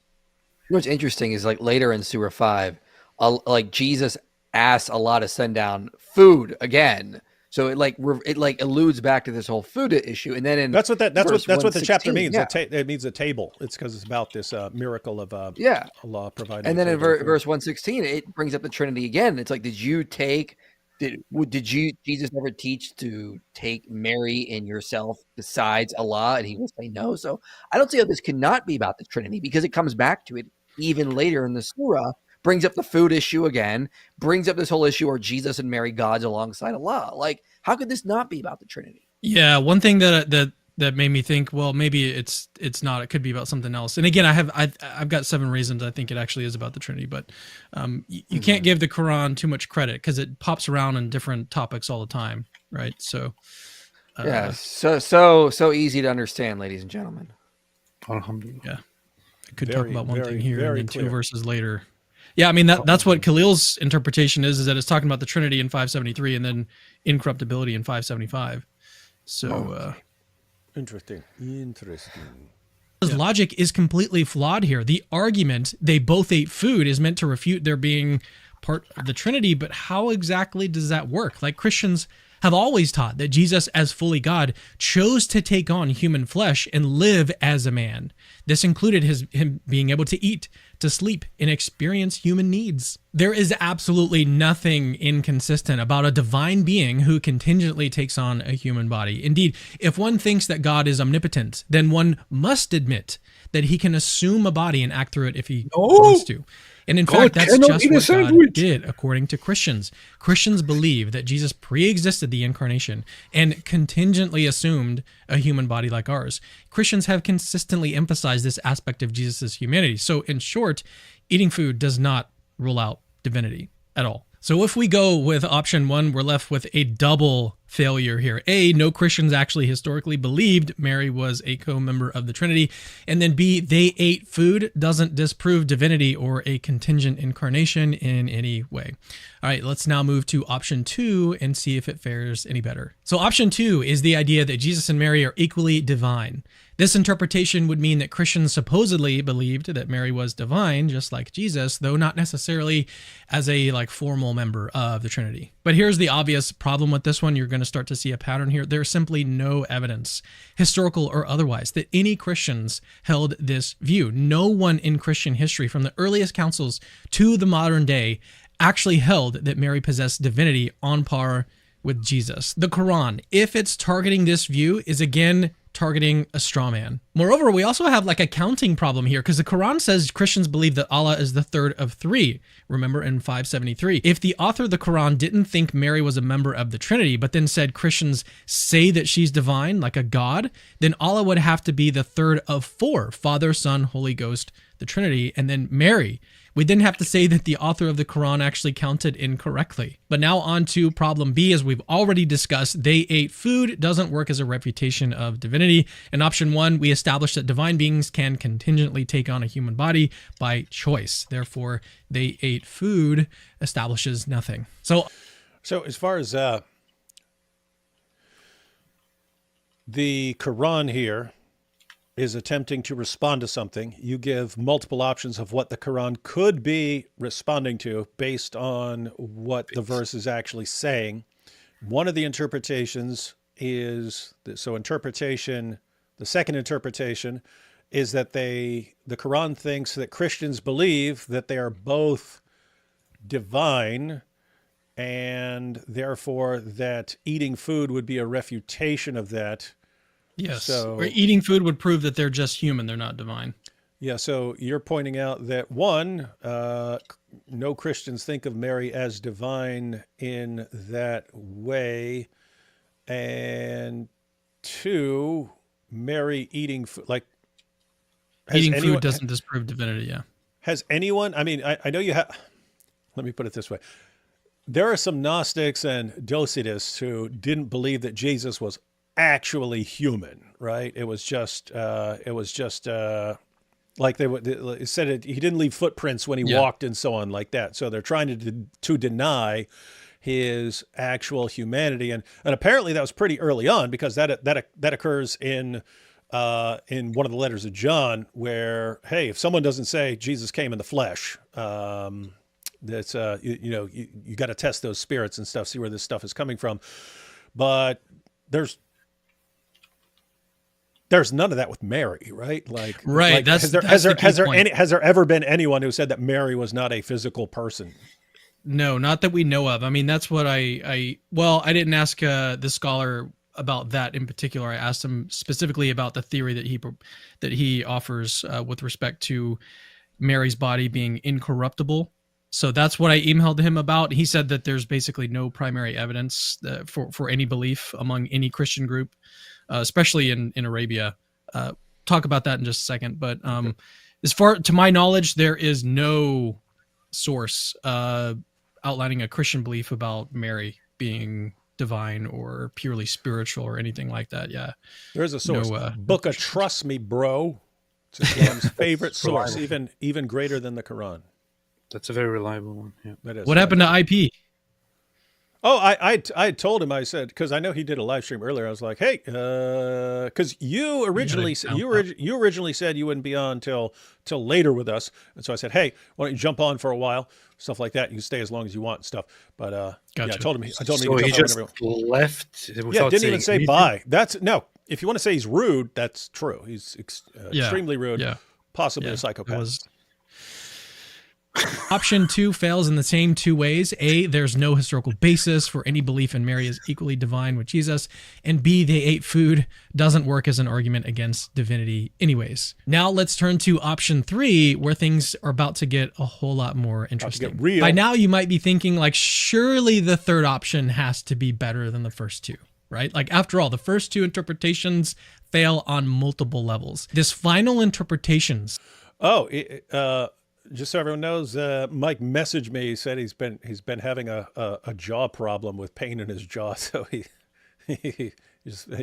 has to jump off. So that was not just him being rude. He's saying he's getting lockjaw and stuff like that with the pain and stuff. So anyway, Oh, man. That's not an excuse. yeah, it's not an excuse. You still got to say goodbye. Well, the first two interpretations fail on multiple levels. This final interpretation suggests that Surah 575 targets a belief that both Jesus and Mary possessed incorruptible bodies during their time on earth, meaning that they were immune to any form of bodily decay. The Quran's argument they both ate food would thus imply that their bodies were like any other humans, naturally subject to decay. Sounds kind of interesting, right? Not so fast. So let's actually first break down what incorruptibility actually means. So in Christian terminology, incorruptibility means that a body avoids decay either fully or partially after death. Now, while Christians generally believe that Jesus was incorruptible post-resurrection, like his post-resurrection body was incorruptible, there were certain groups, like the Julianists, that took it a lot further. They suggested that Jesus' body was not just free from decay after the resurrection, but was also immune to it during his earthly life, a obviously controversial stance that also caused heated debates within Christianity. So to this group, to the Julianists, Jesus' incorruptible body was a sign of his divinity, a way of sort of preserving his holiness even while he was physically alive. But what about Mary? So historically, from a historical perspective, Christians did venerate Mary and they believed that her body was preserved after her death, yet they did not believe that her body was incorruptible while she was alive. For Byzantine Christians, the group of Christians that would have been around during the time of Muhammad, Mary was fully human during her earthly life, experiencing life's frailties as any other person would. It was only after her death, or at least they believed, that her body was shielded from decay. This belief upheld Mary's humanity while also honoring her special role as Jesus' mother. Unlike the Julianist views about Jesus, we have no evidence that anyone claimed Mary's earthly body was inherently free from decay. Now, here's the issue, okay? So if Christians at that time believed Mary's body was ordinary while she was alive, then the Quran's argument about they both ate food doesn't even touch on the genuine Christian doctrine. It's once again arguing against a straw man. But so how can we be so sure that there were no Christians at the time that believed in Mary's incorruptibility during her earthly life? Well, I actually consulted scholars on this very question. So Dr. Klaus von Stach, who is the co-author of Mary in the Quran. You made that up, man. Dr. What, the guy's name? Dr. Klaus von Stotz. Come on. That's like when I go, Professor Ubi Literally his name. says. That's literally his name. He co-authored it with Muna Tatari, Mary in the Quran. Yeah. Okay. Sure. Both middle names. Klaus von Stach. There is a. You're right that in the beginnings, the whole idea that Jesus must be more than human, therefore his body cannot change, he cannot die, he cannot suffer, he cannot feel pain, and so on. These beliefs were beliefs that were going around simply because of the idea that Jesus is more than just human. We talked about this earlier So- during the debate, even because of Gnosticism and Docetism and other movements that were also influenced by this very idea, which is why they had to elevate Jesus, because to them, you have the one perspective, which is that Jesus, because of his divine nature, his body cannot decay. You had other perspectives, which were that Jesus doesn't have in any way anything earthly or anything human to him, because anything that is earthly is bad, and he cannot experience anything earthly. He is completely above that. No matter where you go to the Gnostic explanations, to earlier the regular Christian explanations, whatever it is, you have all kinds of ideas about Jesus. Why in the world would anyone say anything about Mary? Yeah. So yeah, I mean, Julianist. Actually, do you know? Well, try to guess where Julianism originated. Try to guess. What would the modern day country be? I would say First country that comes to mind. Italy would be the first thing to come. I don't know, man. I don't know. Turkey. Yeah. Really? Why that? Yeah. That's just where it happened. What's the name of it? The city is Korea. Why is it called Julianism? I thought you were talking about Julian. Yeah, no, it's Julian, but it originated in Korea, but it was in the Byzantine Empire. Which, if you look at a map of the Byzantine Empire, it's sort of stretched around the Mediterranean, but where like Mecca and Medina and stuff, like it's actually disconnected from the Byzantine Empire during the time of Muhammad. And Turkey is on like the north side of the Mediterranean Sea. So the belief, like there's actually no evidence that the Julianist beliefs said anything about Mary, but there's also no evidence that anything about Julianism actually reached Arabia, like the Christian, this heresy.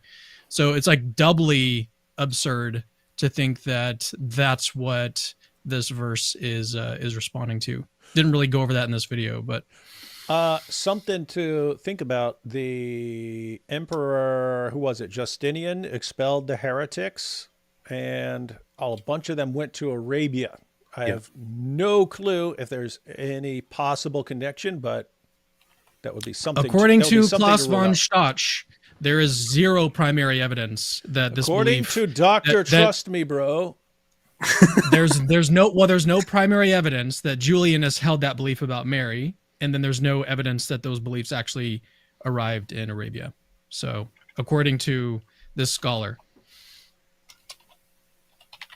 in Mary in the Quran, clarified in correspondence that no primary evidence exists to support the idea that Mary's body was considered incorruptible while she was alive. Even the Julianists, who were known for their radical views on incorruptibility, only applied this to Jesus. They didn't apply it to Mary. Now, some scholars have hypothesized that a small Christian group might have held this view about Mary just to basically reconcile Surah 575 with known history. But think about this for a second. Like, why would we invent an unattested belief to explain away an error in the Quran? Like, a much simpler explanation is just that the Quran simply misunderstood Christian beliefs. It's as racist. It does in other places, such as Occam's razor. This is where the video gets polemical right here. Anytime you mention a alternative hypothesis that doesn't include the Quran being the perfectly preserved direct speech from Allah. Why would you Can't do that? You're being polemical. On the one hand, you have you arguing that if there is no proper evidence or no proper reason, it's probably not true. On the other hand, we have something that confirms what the powerful word of Allah said. Who are we supposed to believe, you or the powerful word of Allah? Good point. In your face. See? Is just that the Quran simply misunderstood Christian beliefs, as it does in other places, such as the claim in Surah 930 that Jews worshipped Ezra as the son of God. What? So once again, in option 3, the Quran is targeting a straw man. All right, now let's tackle problem B, because this is where the verse's logic truly unravels. The Quran's claim that they both ate food is supposed to be this like really powerful refutation of Jesus and Mary's incorruptibility. But here's the catch, okay? Eating food doesn't actually imply... What do you say, AP? What are you making fun of it? It's powerful. I know. It's like the most racist thing I've ever seen in my life. It's like it's the best argument for any position I've ever seen. Anything about a body's ability to decay. It's like trying to prove someone isn't invincible because they like eating pizza. Like, it just doesn't follow at all. Think about it this way, okay? Imagine you've got this like supercar that was designed with some sort of revolutionary anti-rust metal. Okay, no matter what the conditions are, rain, mud, salt on the roads, this car is never gonna corrode. All right, now let's say that the owner pops like a little bobblehead on the dashboard of their car. Okay, does this mean that the car's rust-proof body suddenly needs maintenance or something? That is Or like James could Harden. somehow be compromised? Looks like it by be. adding a little Wait, that's what? James Harden. Basketball Who's- player. James Harden. He didn't have a mohawk. He used to when he played Oh, on the okay. Rockets. Okay. So you got the Yeah, classic. that's old. That He was is trying to old look from, like Mr. T. He was trying to look like 2017. Mr. T back in the day, man. He probably grew up Ah. watching Mr. T like me. I want to say one thing, which is that, of course, it's always nice to go into the depths of the argument and argue with it. On the in essence, all of this is just because Christians believe Jesus is divine, and the Quran doesn't get it. Muhammad doesn't get it because, well, if he's God, then why is he eating food? God doesn't need to eat food. Are you stupid? How dare you? So this is basically the whole thing. There is no understanding at all. This basically goes back to earlier in the debate we talked about why is Jesus saying, why have you forsaken me? Why is Jesus praying and so on? It's basically the same perspective. It's like there is only one perspective, which is God Almighty. God no needs. God no need food. Eat food.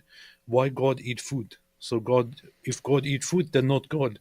This is basically the whole idea. There is no understanding, no familiarity at all with Christian thinking, with early Christology. Centuries of Christology, centuries of firmly established explanations of the divine nature, the divinity, the human aspect, and so on.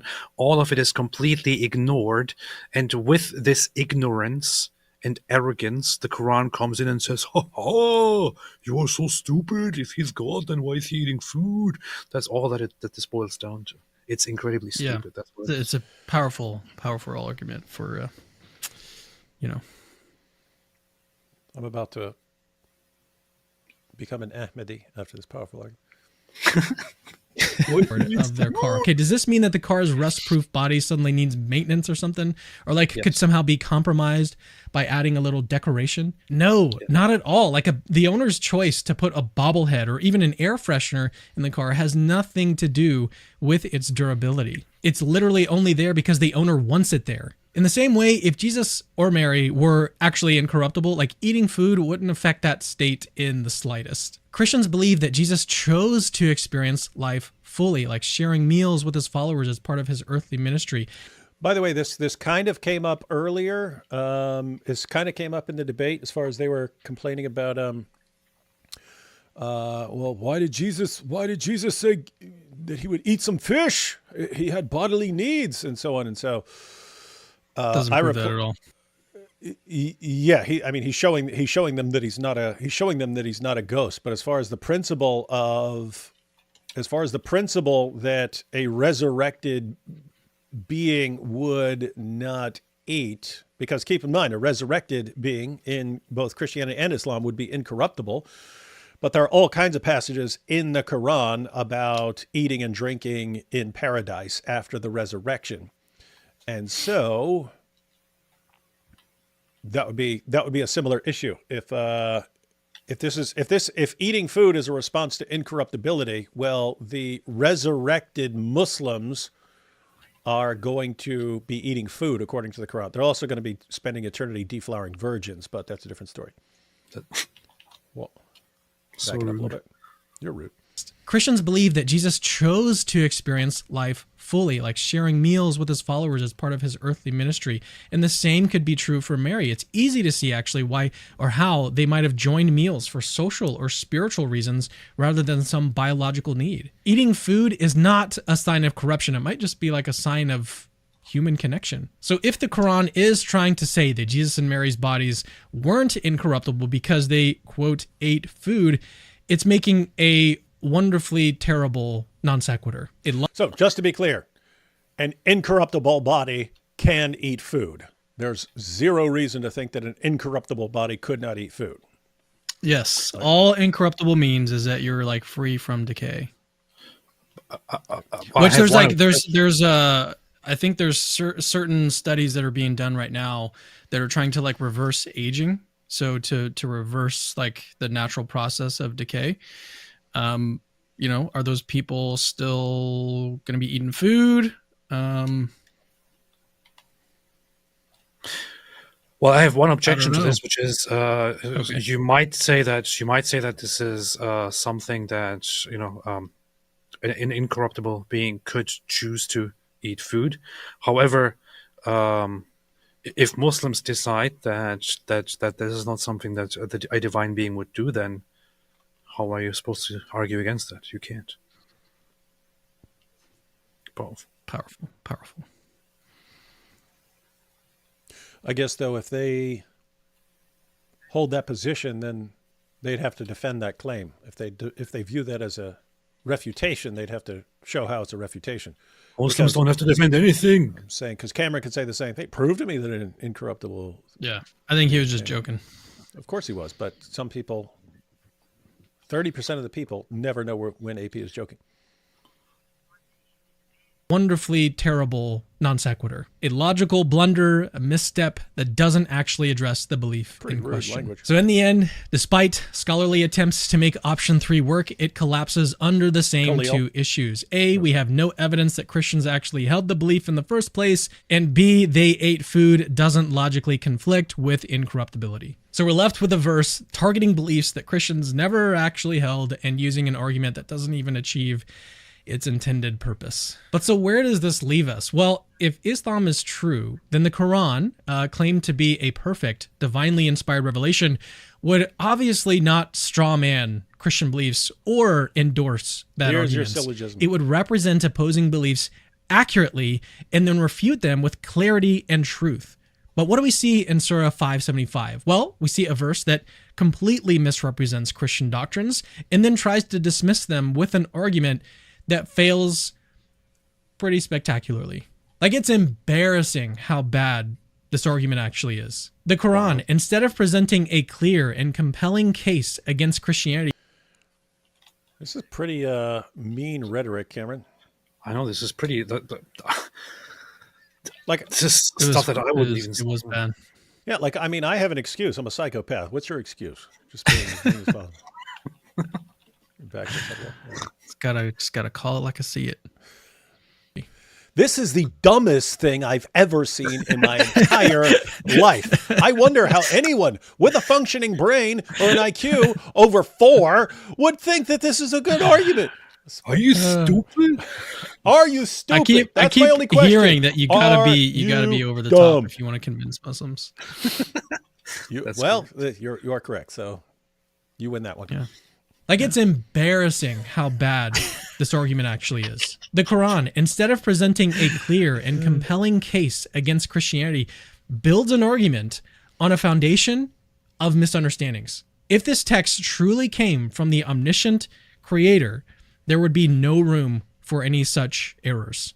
Now, if it's still not obvious how this verse leads to the falsity of Islam, I've put the reasoning into an easy-to-understand argument. Premise 1. If Islam is true, the Quran wouldn't strawman Christian beliefs or endorse bad arguments. Premise 2. The Quran does both in Surah 575. Conclusion, therefore, Islam is not true. So, to the Muslims that are still watching this video, which premise in my argument is false? The logic in it is actually airtight. If you can't tell me which premise is false, then you have to accept the conclusion. Islam is not true. And you know what is true? Christianity. There you go, AP. That's pretty Islamophobic and racist. I love it. Guys, so you can see Cameron's argument here, which, by the way, you can apply to... Yeah, you can screenshot it too. Screenshot this and send it to that person who was asking earlier, like what to say to those 20 Muslim students or whatever. Just show them the screenshot of this argument. Let them... I'm saying that you could use this same pattern over and over again. with keeping the same first premise. Like you could use this with Ezra, right? You could use this with Ezra and other passages. If Islam is true, the Quran wouldn't strawman Jewish beliefs or endorse bad arguments and so on. Yep, and the Quran does both in 575. What are you about to say, AP? You could make it very simple and use any wording here and say that even according to the Quran itself, if it was from any other than Allah, you would find within it mistakes or contradictions.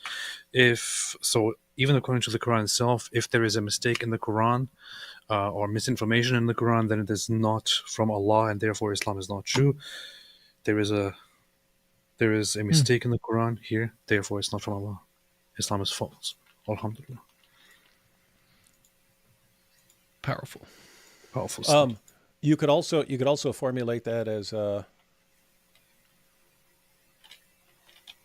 either the Quran is from Allah or Muhammad. No, because I guess you could say it's from other people. But you could give the various anyway. The only option that makes sense is that it's from someone who could make a mistake, like Muhammad or something like that.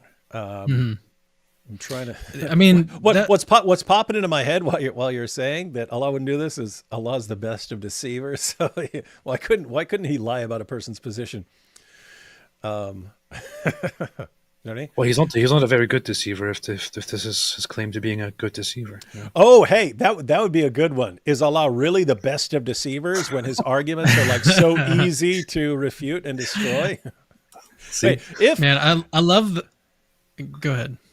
Hang on, thinking about how to formulate this. If the Quran is true, then Allah is the best of deceivers. Allah is not the best of deceivers, therefore the Quran is not true. And argue that his arguments are so lame that an even better deceiver would not put out such horrible arguments. Maybe I can just kind of address the audience a little bit. So like if you're still watching this and you're like, you're thinking about this verse, I want you to really just read the verse for yourself and then try to come up with like, if you think that my three possible interpretations are not the only possible ones and you want to come up with others, try to do that. And then ask yourself, is this argument that they both ate food, is that a good refutation of that position, first of all? And then are there any Christians that actually held that?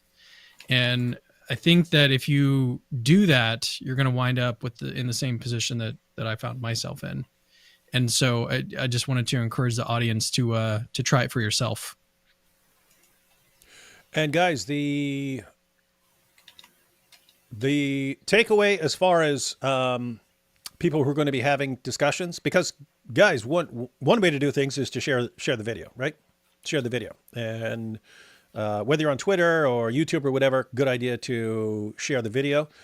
But at the end of the day, it's even more important to kind of learn the argument and to use it, right? So which is not that difficult. I mean, this one to me is a fairly straightforward argument to learn. You just got to learn the options. And you don't, if you're in a conversation or a discussion or a back and forth, you don't even have to present the argument in, as you've presented it. You can be familiar with it, and you can ask the Muslim, right? Hey, what is your interpretation of this verse? What is this responding to? And whatever he goes with, then you just give the response. So anyway, the point is, which Christian group held that, and then if how is that actually a refutation of that view in the first place? And that's something you don't even have to do as like a gotcha or something like that. You can be having discussion. Hey, why don't you look into this? Why don't you go look into this and try and figure out what they're responding to here? Why are they talking about Mary eating food? How is this a refutation of something? Who is this responding to? Because your average Muslim is going to go, that's a refutation of the Trinity. And you go, what? Wait, what? So exactly. That's a very good argument. All right, now here's the downside, Cameron. If you had made a video about Muhammad being a pedophile, that would have. But that's why I'm bringing it up, because we talked earlier about different kinds of people. This is embarrassing. I'll just say that the whole time. This is embarrassing how bad this is. Yeah. So either Muhammad was a pedophile.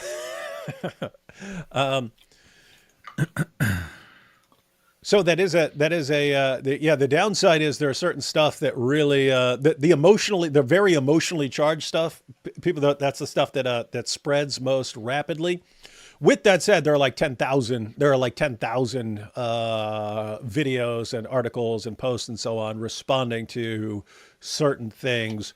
And so I have to say, I think these kinds of videos will do well because people aren't making videos like this. You know what I mean? It's a different approach. And so just breaking down individual verses and going through them carefully and making well-crafted arguments out of these and so on. Yeah, I think that'll be a good approach. And not all just AP. Oh, Islam is so dumb. I think it was a very good video. It makes the point very well. It delivers it quite well.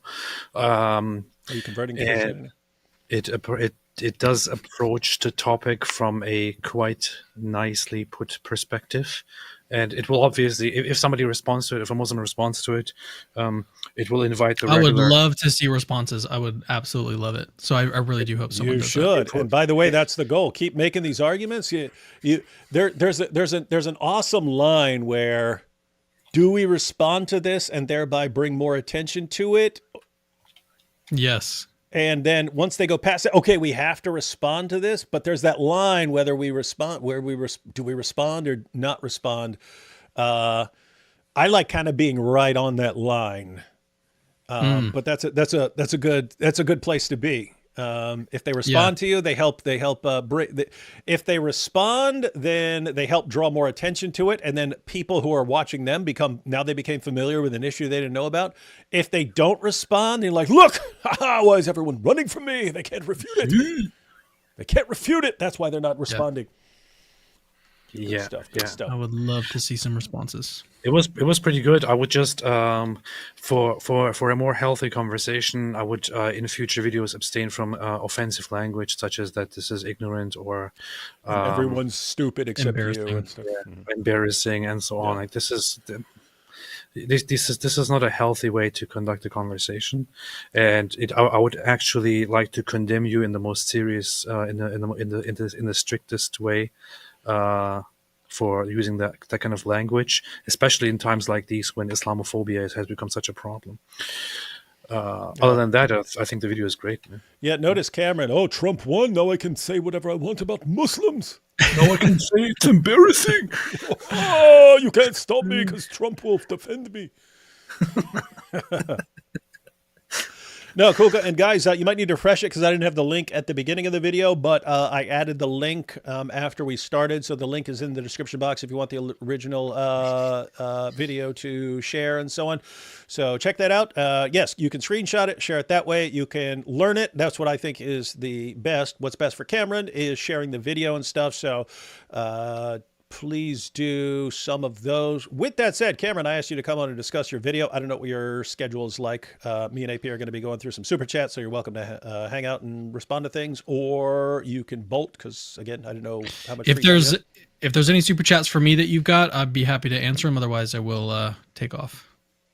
I kind of won't know until I go through them. Wait, let me see if I can skim them over here. If this was a powerful video, then why are there still Muslims who have been destroyed? He's got a point. Let's see. Let's see. Daily Wire with closed captioning. That's funny. You don't get it.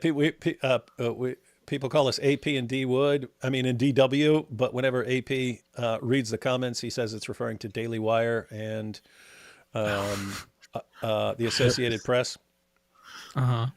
Let's see. So now we have closed captions. Let's see. Doesn't sound like it. No, I'm seeing some that are directed at you, but it's not something you need to answer. Gotcha. All right, I think you're good if you've got some. Okay. All right, man. All right, guys. Appreciate the invite. Yep, and we will answer for you. Oh, and everyone, if you're tuning in late, Cameron has a debate on his channel tomorrow. What time? It is at 12 p.m. Central. 12 p.m. Central Time, Sam Shamoun versus Khalil Andani on the Islamic dilemma. That could be, I predict, very interesting. Sam has done his homework on this one. Really? Yeah. Interesting. All right. Yeah. Yep. So, all right, guys. Everyone check that out. All right. Catch you later, man. See you later. See you, CC.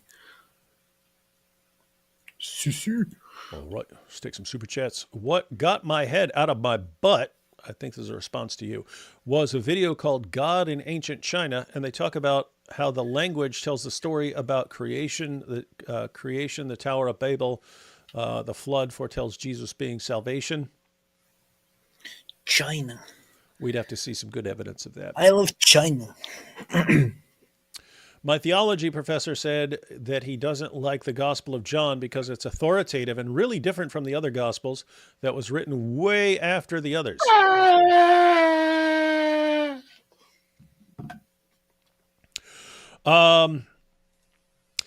There's no good evidence that it was written way after the others.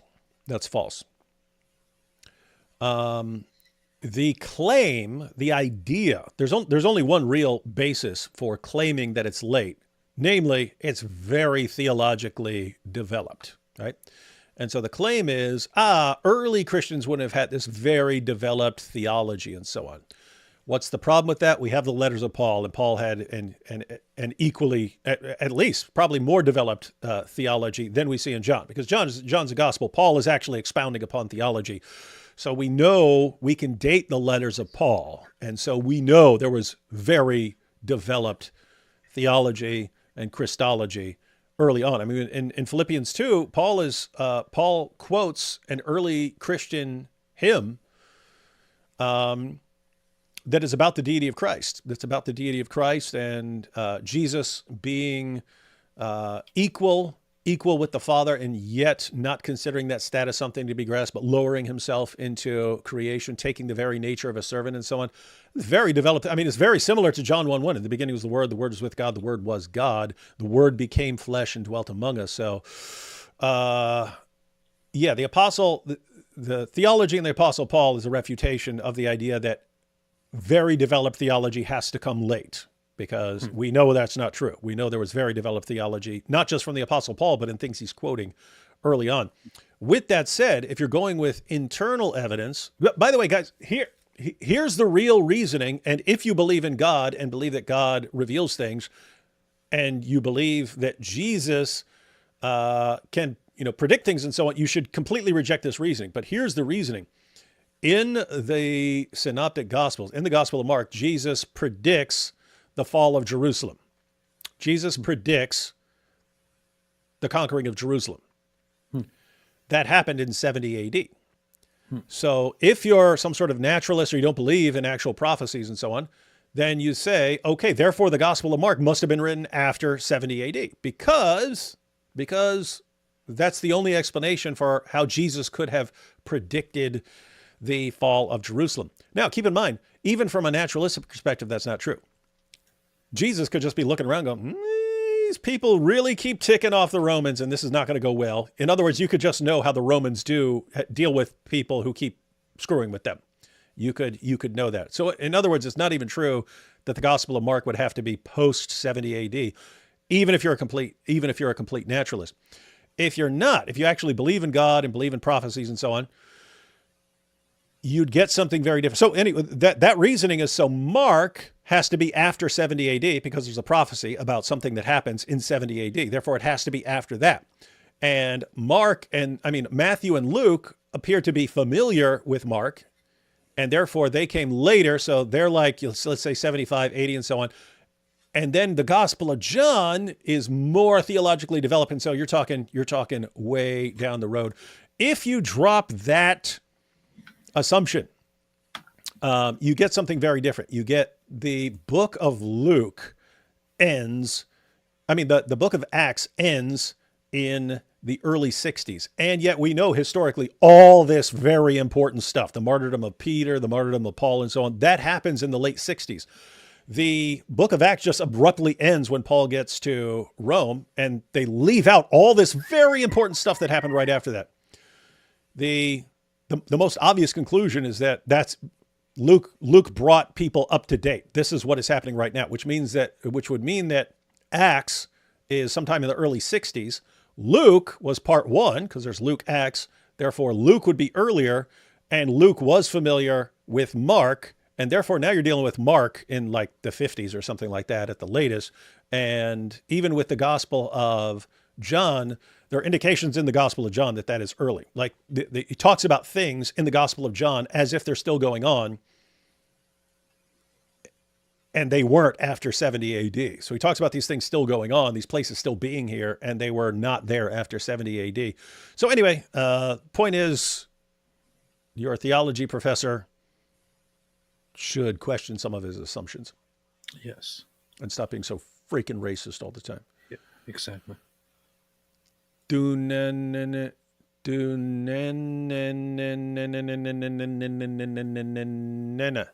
Apostate prophet. Do you know what that means? I largely agree with that. I do have my issues with one of the NAS, though. Yeah.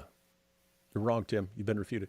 Cristobal says, CC, I didn't forget about you. My bad. I'm new to your channel. I liked your discussion with Jimmy Aiken. Haha, he already left, so. Thank you. Thank you. Too bad. He's going to be mad at you perpetually.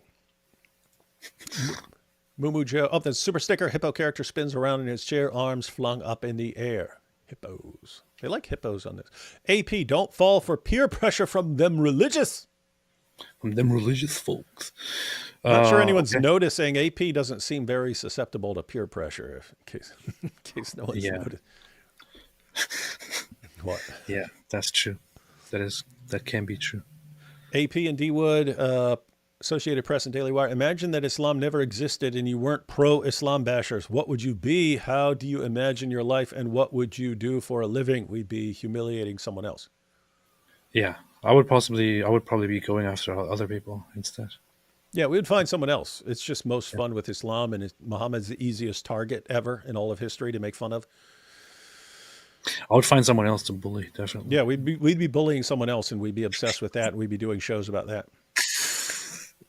We'd be something else bashers. We would find something else to bash.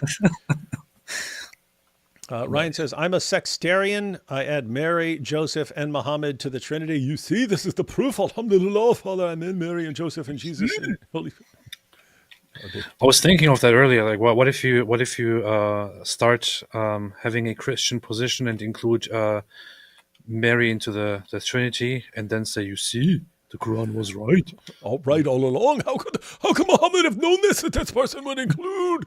Would have 4 people. You see? Fox McLeod says, is that capturing Christianity? He's my favorite. Said no one ever. Gosh, I'm mean. But he was being such a bully in that video, such a mean bully in that video. I feel like someone has to.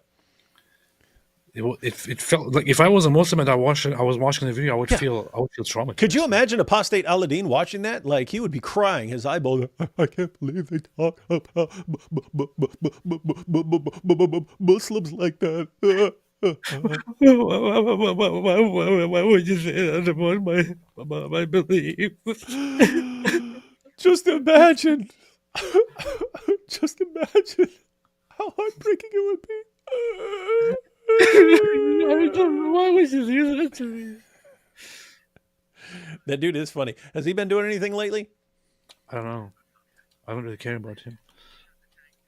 Did you just say you don't care? Yeah. That's what I do. Pretty rude. No comment from Chris Steggs, but thank you for the super chat. Spooky Eraser, Surah 50, then Surah 47. What about Surah 50, then Surah 47? What, you want us to read those in that order? It's not going to happen. This isn't Read the Quran Day. Read the Quran Day. Unless someone knows what this means. The hadiths do say Jesus, Mary, not touched by Satan. That's true. You have one hadith that says Satan touches every child born in the world except Jesus, but you have another one that was just Jesus and Mary, which is interesting because why? I mean, really, why Jesus? Why is Jesus so special? It makes sense from a Christian perspective for Jesus to be so completely unique. It makes no sense from an Islamic perspective for Jesus to be so completely unique. But even if you granted Allah knows best on why Jesus is so unique, why include Mary, especially when the Muslim sources are trying to downgrade them from the exalted status that they're blasting away at Christianity for? Like, in other words, if you want to say Jesus is just a regular man and Mary's just a regular woman, why have all these things in the sources? It's weird. It's weird and confusing. Muhammad should have said, Satan touches every child, but not the way I touch them. That's what he should have said. You need to steal that. Fisherman's Corner says to Roadshow fallacy of the undistributed middle association fallacy. No, not with that. I'm talking specifically. I remember it. I remember how to do it. I remember it with A or B. I just can't remember what it's called. But then I was wondering if there's a way to do it A or B or C, and I can't remember. I have to look that up. Fallacy of the undistributed middle, by the way, is used massively in Islam. In fact, you can make an entire video about the fallacy of the undistributed middle, just going through Muslim arguments. They're really, really bad. I think I brought that up in my debate with, I don't know if I mentioned it, but my debate with Kenny Bomer on whether Jesus was Muslim. Kenny what? Kenny Bomer. The guy who said he would lash a black guy. Remember that? Did you ever see that? Yeah, I did. What's wrong with that dude? Coloridianism, according to Saint Epiphanius of Salamis and Panarion, a group of syncretized Arab pagan women offered cake and bread to Mary in worship. Are you claiming that's what the Quran is responding to? Yeah, again, that is one objection that some people bring up, and there is. I know that gets brought up in the questioning of what the Quran is talking about there. There is, and you pointed out earlier that people just don't actually know much about it. Yeah. There's not much known about them, and it's only later scholarship that suggests that they may have held a Trinitarian belief in where Mary is part of the Trinity, but they pretty much based that on the Quran's statement. You know, Bull. False. Howdy, gents. Have any of you read much Alvin Plantinga? And if so, what? This applies to AP2. Love what you guys do. God bless. Back when I was in graduate school, I read a ton of Alvin Plantinga. I didn't, but I used to watch Alvin and the Chipmunks when I was a child. I started off with his famous. What's his famous article? There's a famous article that's like included in multiple anthologies and stuff. Alvin, I don't remember what it's called, but it's phenomenal.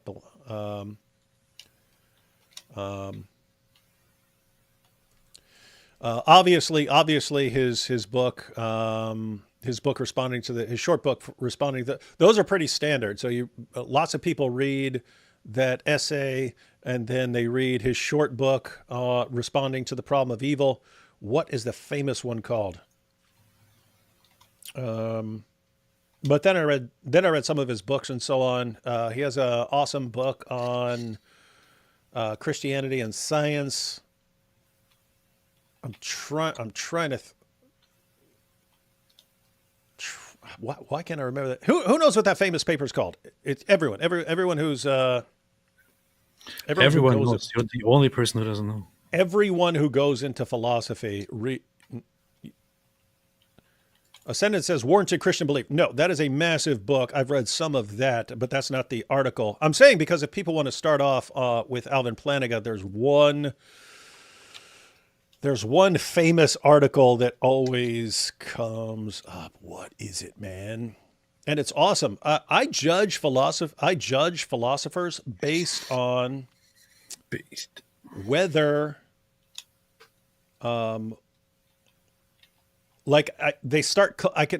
I finish an article or a book, if it seems like my thinking has become more clear, like clarified, then I think it's good. Even if I disagree with the conclusion, it's like I'll read this and it will clarify some concepts in my mind. I'm like, oh, that's good. Okay, I'm just going to look through his papers here. I will find it. It's going to take me about 30 seconds. So based on that, what did you think about the Quran? The most powerful thing ever. Okay. Now Oh, there we go. Is belief in God properly basic? I'm trying to think if he had... Let's see. That's the topic. I'm trying to see if there's another one. God based. Oh, what is it? Is belief in God properly basic? Basically. I think that's the title. I'd have to check it out, but phenomenal article. Planiga, insanely intelligent and very clear, very precise. Good stuff. But yeah, I've read several books by Planiga, many sections of books. If I didn't read the whole books, there's chapters I read that are on specific topics. Even came up in my doctoral dissertation because he was one of the guys who was responding to Paul Draper, the guy who's, that was, my entire dissertation is a response to an argument by Paul Draper, and Planiga responded to that too. So yeah, lots of Planiga along the way. Daily Wire with closed captioning. Yeah, I cited that earlier. That's good. D Wood got this question once. Daily Wire and Daily Wire got this question once, but I didn't see the answer, and we got a new guy here. The question is, what your thoughts on sectarian violence between Christians like the Razor gangs of Glasgow?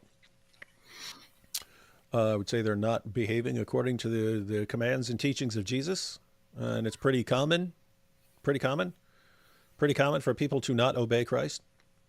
And notice it would be the same anyway. Like if a Muslim were doing something that is condemned in Islam, you wouldn't condemn.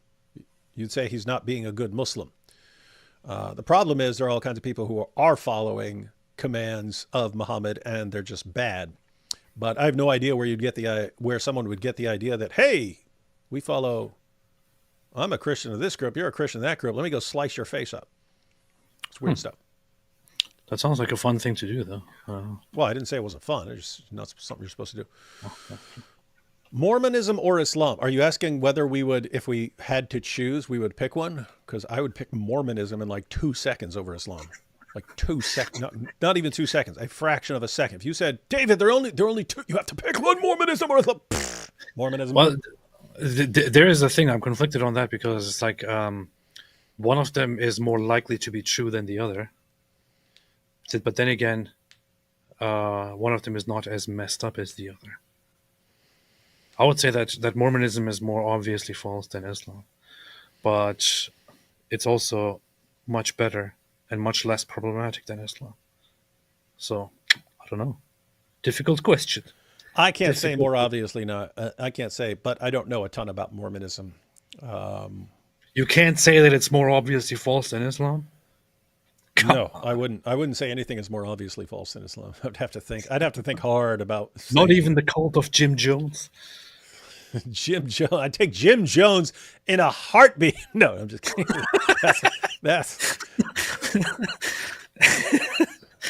yeah, no. That's some rough stuff. The best deceiver is Lucifer or Satan. This is not an attribute we would attribute to the God of Israel, Abraham, Isaac, Jacob, Adam, Moses, for God cannot lie or he ceases to be God. It is weird that Jesus calls Satan the father of lies and Allah is the best of deceivers.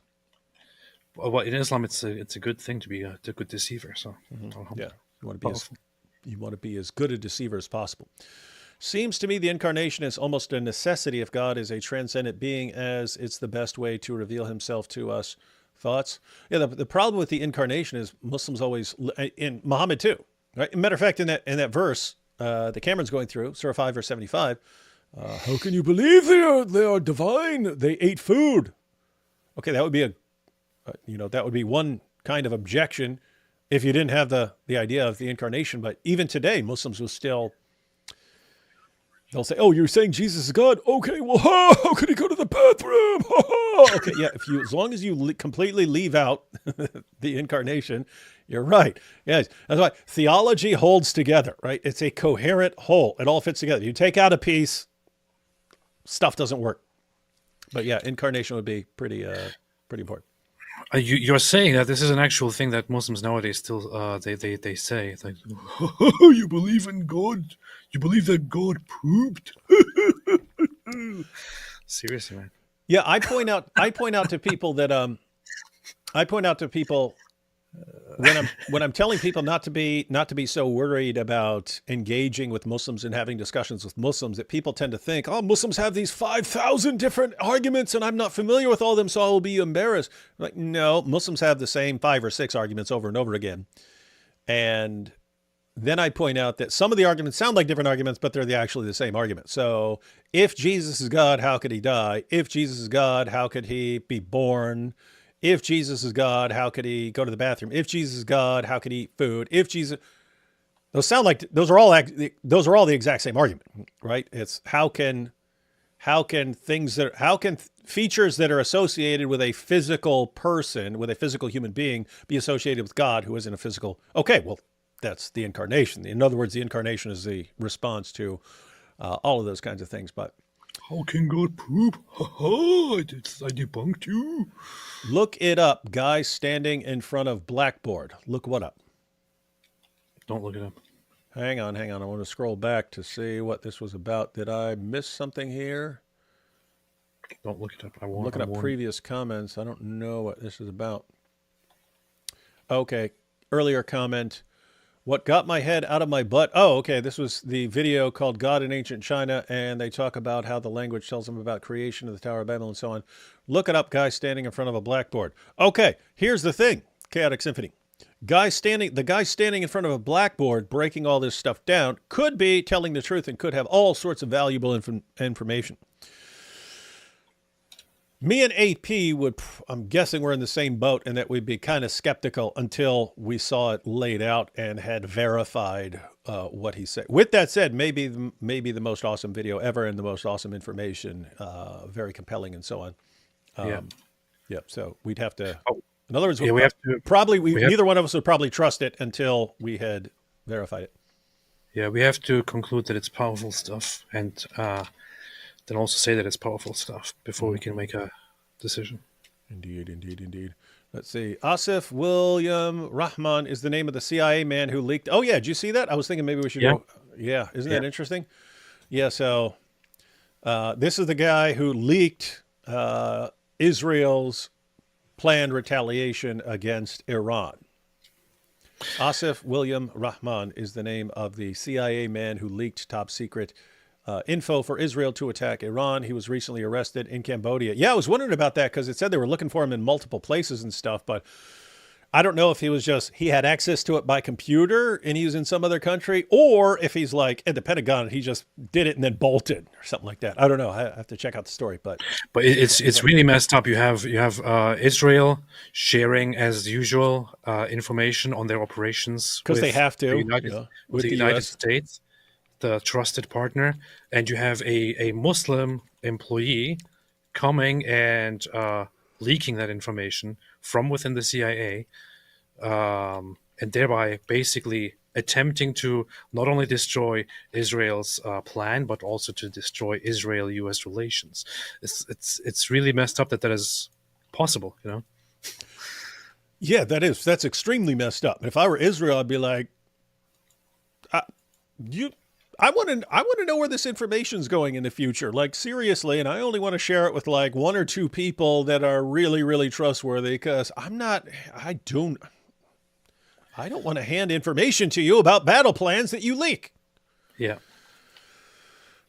Yeah. So again, you can understand Israel needing to share information because, you know, the U.S. is an important ally and some of the stuff may involve the U.S. or repercussions and so on. So you want to keep the U.S. in the loop as to what you're going. But seems like the U.S. should want to keep some serious protocols for who gets this information. And I have to say, given the nature, I wouldn't share that information with anyone named Asif or anyone who's some leftist or something like that. There are certain people I would not share that information with. Some people will say, "Well, no, that would mean that we're discriminating based on that's the based problem. on That's the and problem. religion The and so on." current administration You thinks have like to. that.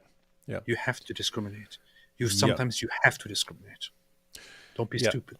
Yeah. In other words, I would only share information about Israel's battle plans with the most trustworthy of the most. Now, keep in mind, a dude named Asif could convince me over time that he is the most trustworthy person on the planet. Of course. You'd have to earn my trust. And there's no way this guy earned that kind of trust and then leaked everything. They just thought, oh, well, it would be racist for us not to give all this information to Asif Rahman. And then look what happens. Leaks the plans all over the place. Quran error disproves Islam. Quran 37, verse 12. Muhammad's translation has God wondering / not knowing, and other translations have Mo wondering. Either way, you have a lot of those kinds of situations where it's not clear who these verses are about. That happens a lot in the Quran, and Allah's perfectly clear Quran, which is, for some reason, very frequently, hopelessly unclear. AP looks like a jazzy terrorist for real. Yeah, AP is gone. I am. When did you start going with that hat look? Is that after you went to the UK? No, quite recently actually. So that's a UK style. It's not a UK style. It's AP style. What religion has the best drip? I don't know what that means. That's new language. I guess it's supposed to. I don't know what that actually stands for, but it's like charisma or appeal, whatever. Oh, Ahmadis. Ahmadiyya. Yahya's hot lips says, I meant more like if you remove theology and philosophy entirely from your life, what life you would have chosen, or any number 2 favorite thing you like to do now. Oh, I think this is a follow up on the question about what would we be doing if we weren't blasting away at Islam.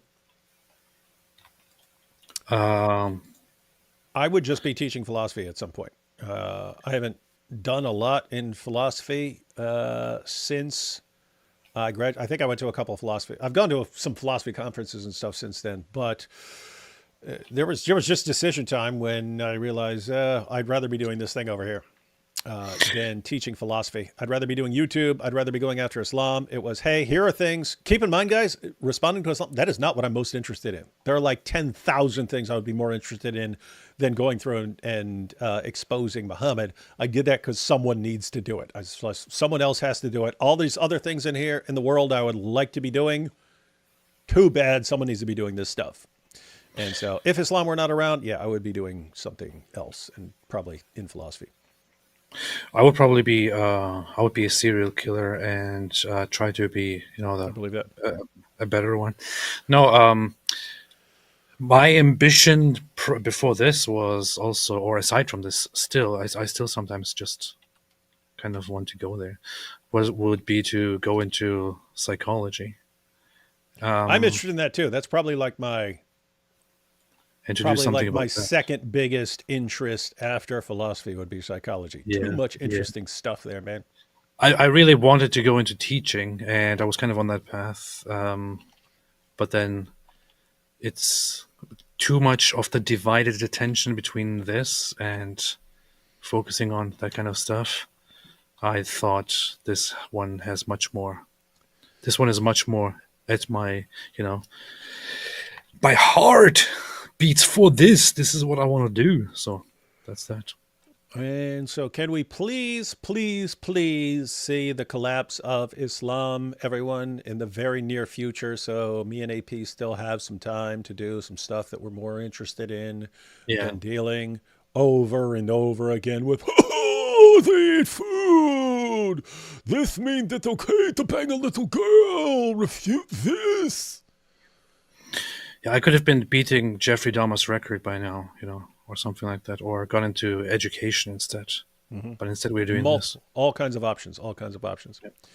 And Patriotic Z says, Rob Christian proves Moa was a... What? What do you mean?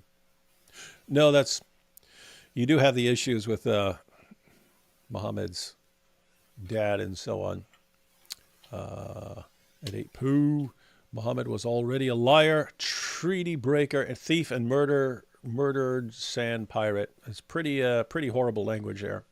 That's pretty racist. But it's true, he was a liar.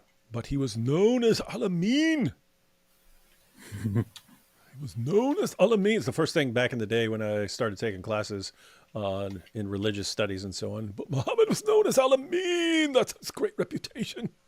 You see? The trustworthy. All right, everyone. Let's see. There's this last one here. Drip refers to clothes and garments. Oh, so it's which religion has the coolest clothes and garments? Oh.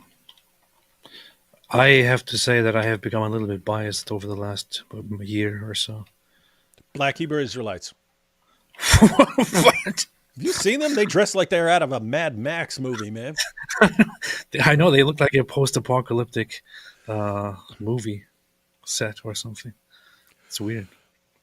Yeah, I'll go ahead and I'll break it down, and AP can give his answers as well.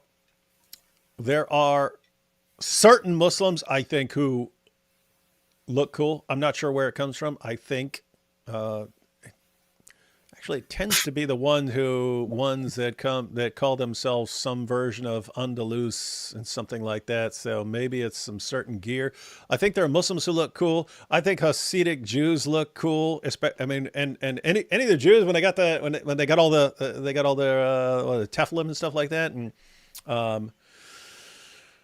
trying to think of who else. There are certain Christian groups that I think are geared up pretty cool. What are your thoughts on this, AP? Who has the coolest fresh gear? Well, I don't know if it's just my recent bias in looking at things, but I'm pretty impressed with the general Jewish look. I'm not necessarily that impressed with the whole with the Hasidic direction of. I like it though because it's got like a Blues Brothers type thing with the black hat and the braids coming out. I don't know. It looks cool. It looks cool to me. Because it's like they take the biblical command of leaving your sides, the side of your hand, and turning it into and they're turning it into a very specific trend of doing those locks on the side and all that, and then the completely black clothing and the black hats and all that. It's interesting. I am more interested in a traditional Jewish way of, I don't know, wearing the tassels, the towelettes, something white and blue and all that. I find it cool. I'm not really impressed with the Islamic appearance at all. Yeah, most of the time I'm not. I don't know exactly where certain people come from, but certain Muslims and certain headgear and their garments and stuff, I think look pretty cool. Certain Jewish groups, I think, look cool. Certain Christian groups who tend to have traditional dressing and stuff like that, I think, look cool stuff. Well, I'm wearing this right now. I've adopted of sometimes wearing this just because I think it's kind of a cool thing to do. What is it? This is the thing that Jews wear, the tzitzit, the tassels, the fringes, the knots. Black Hebrew Israelites have tassels.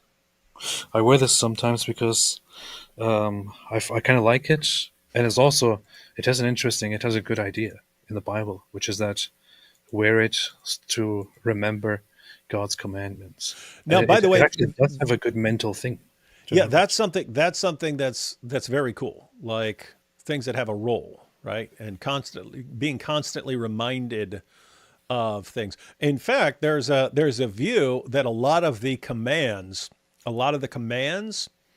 in the Torah are actually to reinforce an idea as far as not mixing certain foods like dairy and meat and not mixing different kinds of threads in your garments and stuff. It was to be a constant reminder of not mixing with pagans and their ideas. That everything you look around and see is supposed to be a reminder of who you who you owe allegiance, and of not mixing that with anything else. And so, anyway, it's just, I don't know, interesting stuff.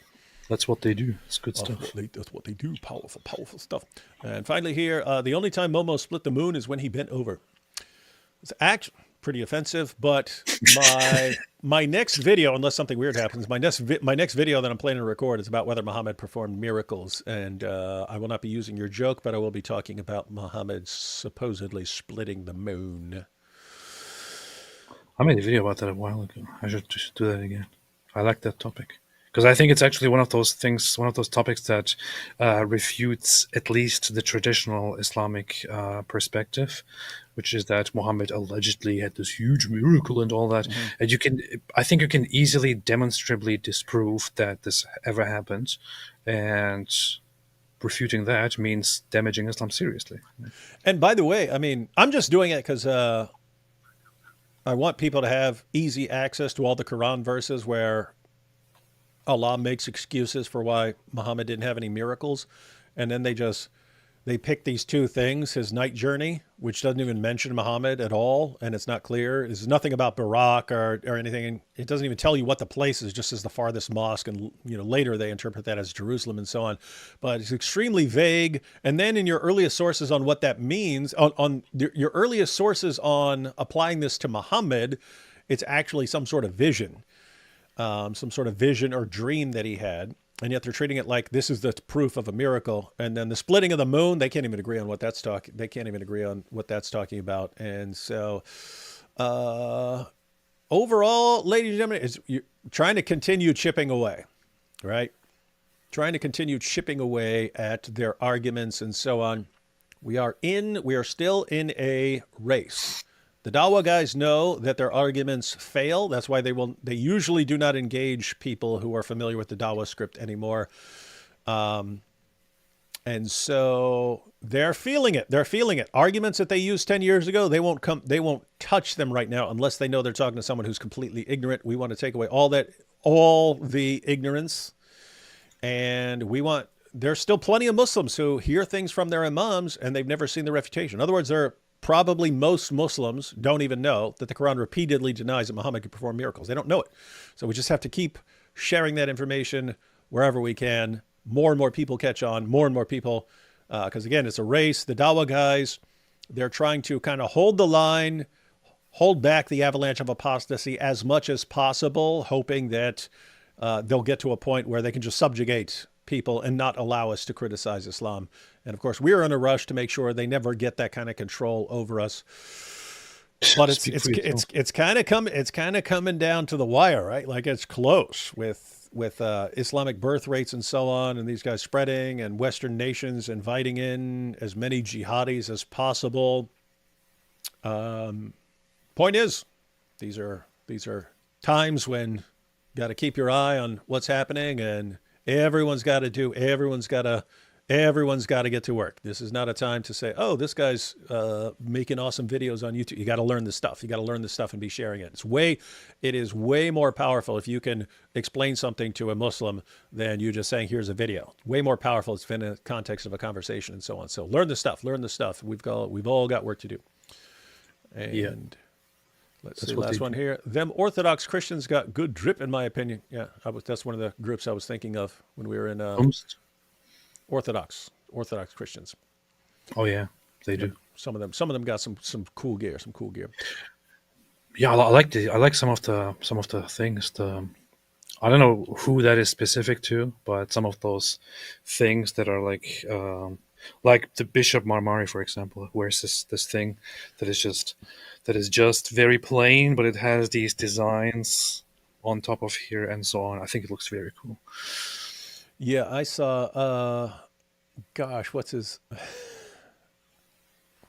name, man? We're about to cut out, but oh yeah, I like that too. Yeah. What is his name? Any other day of the year. Oh, I don't know how I forgot this. NT Wright. So, he's been lots of things over the years. Scholar, there are people watching who can't stand the guy. I'm just talking about what he wore. The first time I ever saw him at a conference, he was speaking and he had on, check this out, AP. So he's a bishop, and he had on a purple dress shirt, but it was like metallic, like shiny. It was like purple, metallic, shiny. And he had on this giant, like, bling gold cross, right? And for some reason, if someone told me I'm going to wear a purple, metallic purple shirt and a big blown cloth, and I'm an old guy, I'd be like, dude, you're going to look like an idiot. He looks so, I don't know. He looked pretty cool to me while he was speaking.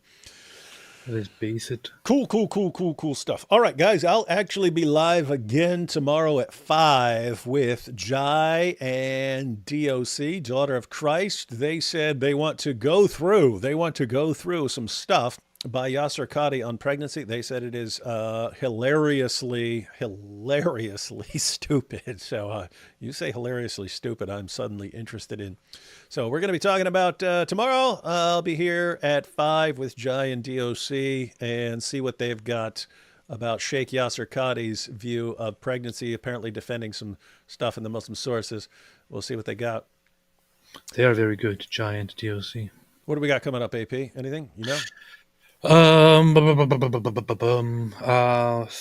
Tomorrow night we shall also be live on my channel, unless you say, "Oh, I have to drive to some other place." Nope.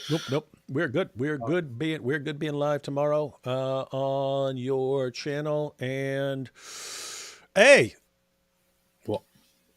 unless there's something else you want to talk about, the debate is going to be, I think at 1 or something tomorrow. He said.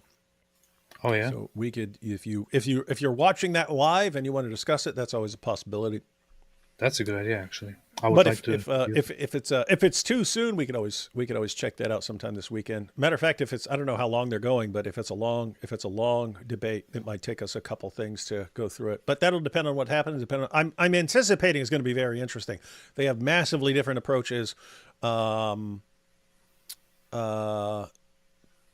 Khalil is more philosophical, Sam's more theological and just scripture-based and so on. So some of it, I expect they're going to be arguing past each other a bit, but it is a very interesting argument. I actually am interested in Khalil's response because most Muslims give very stupid responses. They just completely rip verses out of context and don't deal with the issue. And they'll quote verses that are talking about people misrepresenting what's in the scripture and not the corruption of scripture, but they pretend, like that happened in the debate earlier today.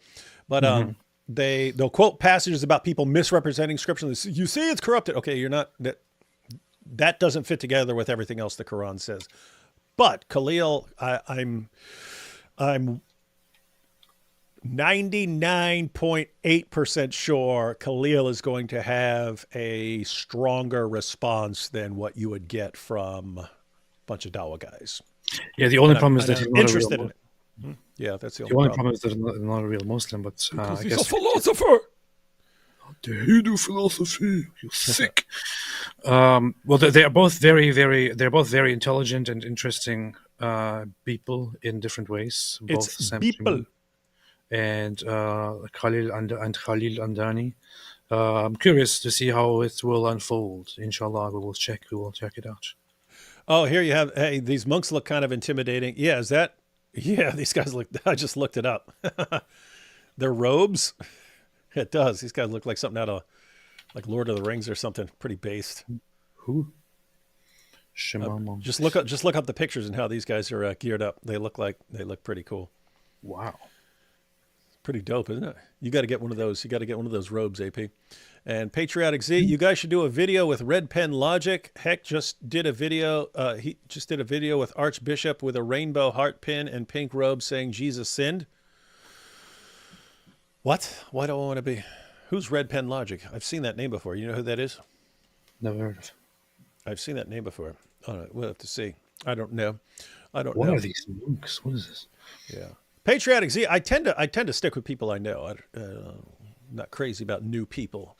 New people creep me out. Eternal Vigilance said 2 hours late, so I have to catch up. Thank you both for all you do. God bless you. Thank you, Eternal Vigilance. And again, looks like we'll be having 2 live streams tomorrow. One on my channel early for European viewers. One at our regular time for everyone who likes to stay up late with us. I'll be back this weekend. Should have a video up on Muhammad's miracles pretty soon. And apart from that, we'll catch y'all later. I have to say, the Crusaders look pretty based too. That's true anyway. Too. Maybe we should start dressing like Crusaders.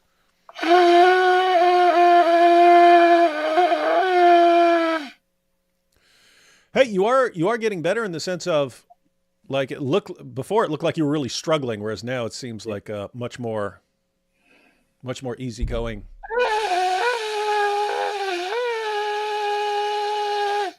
Yeah, it's become easy. I figured it out.